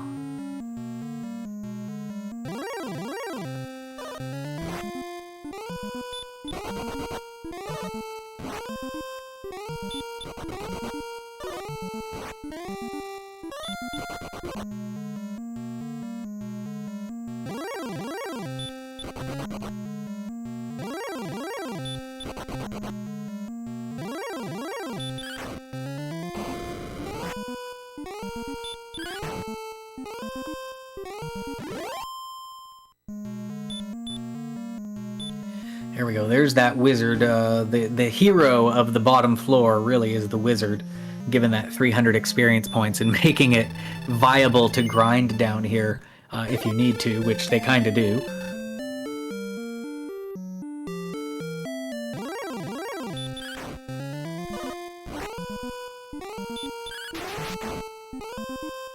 Excellent move. Just crit the wizard for 100.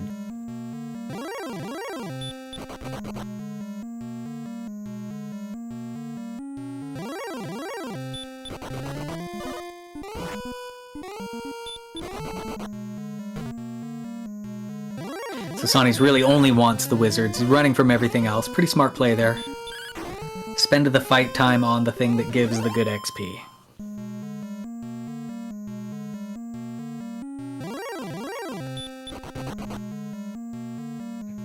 Definitely don't want no armor knights. Stay away from me, armor knight. He stiff arms the armor knight. Gives a little juke to the left. A spin to the right. Ducks under the jerk bird.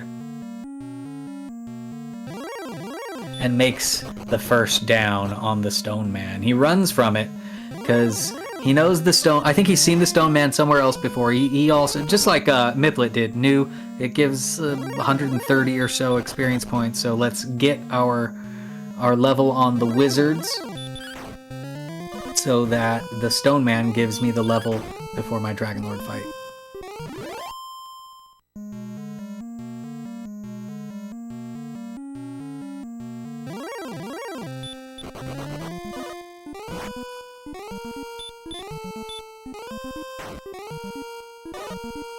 Trying to pop hurt mores on the armor knights, it's not working.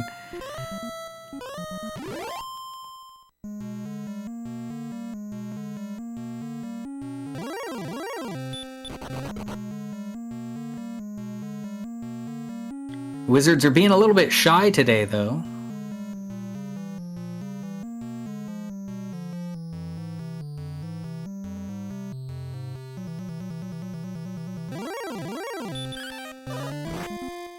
It is dodging.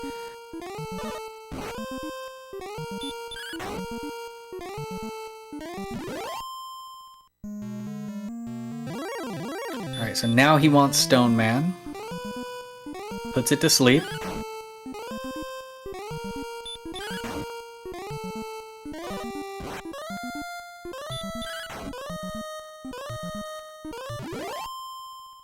And there we have it, Stone Man down. Courage and Wit. He gets his 7 AP, he gets his extra heal more, and he's ready for his Dragonlord fight.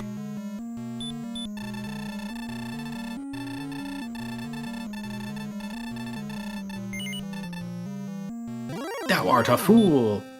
Dragonlord puts on the Death Necklace. Well, not Dragonlord does. Sonnywrath puts on the Death Necklace. Starts with a stop spell, just like Miplet's fight. To hurt more. 2 hurt mores. An herb, looking for that stop spell. There it is. So there you go. Sonnywrath gonna go into Dragonlord 2 with 122 hit points. All of his magic. Should be no problem. Even starting with Fairy Waters to do extra damage, that's 12. Fairy Waters are slightly better than his attacks at this point. 26.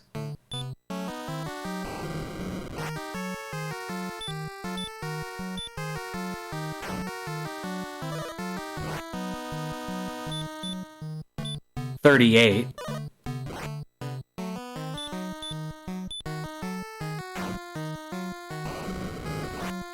$51.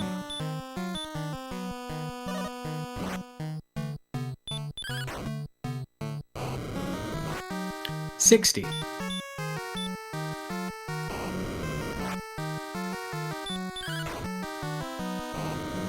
$67.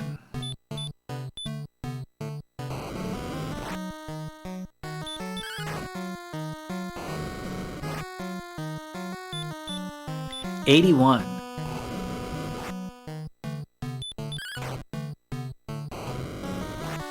$95.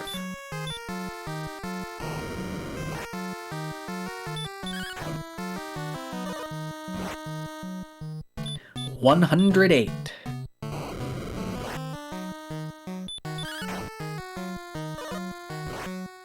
$120.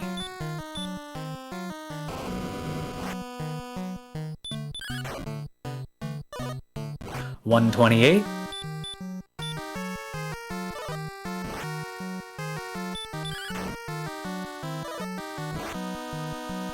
$143.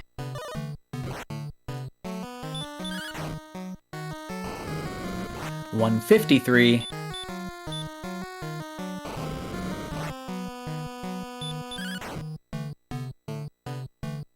$168. Sonnywrath also gets Dragonlord down. I think that Miplet also had 168 on his count, so who knows how many hit points that Dragonlord had, but it was well into the 160s, I believe. Sonnywrath cast Return. There you go, a max 165 Dragonlord. That's what we like to see in our last race of the week's flags. So Sonnywrath gonna get home to Tantagel, get those GGs out as we conclude this race.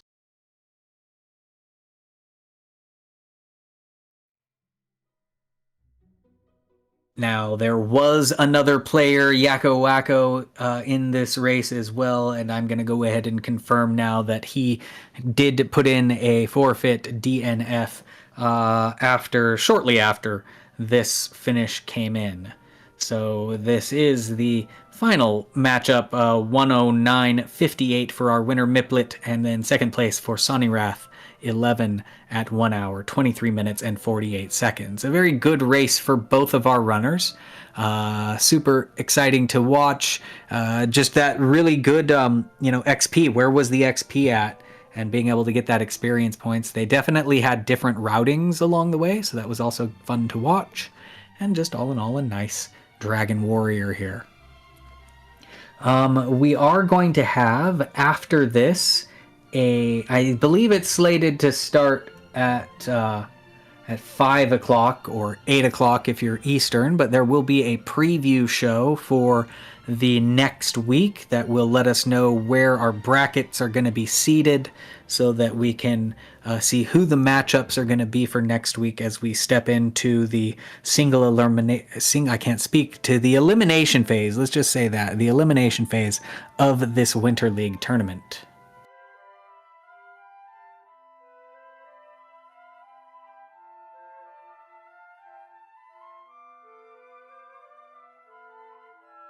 With that said, I'm going to say thank you to our restreamer Kamion Renokai and our tracker Shihali, both hanging out and taking care of the tracking and the restream for both of these races today. We wouldn't have been able to put these on without them.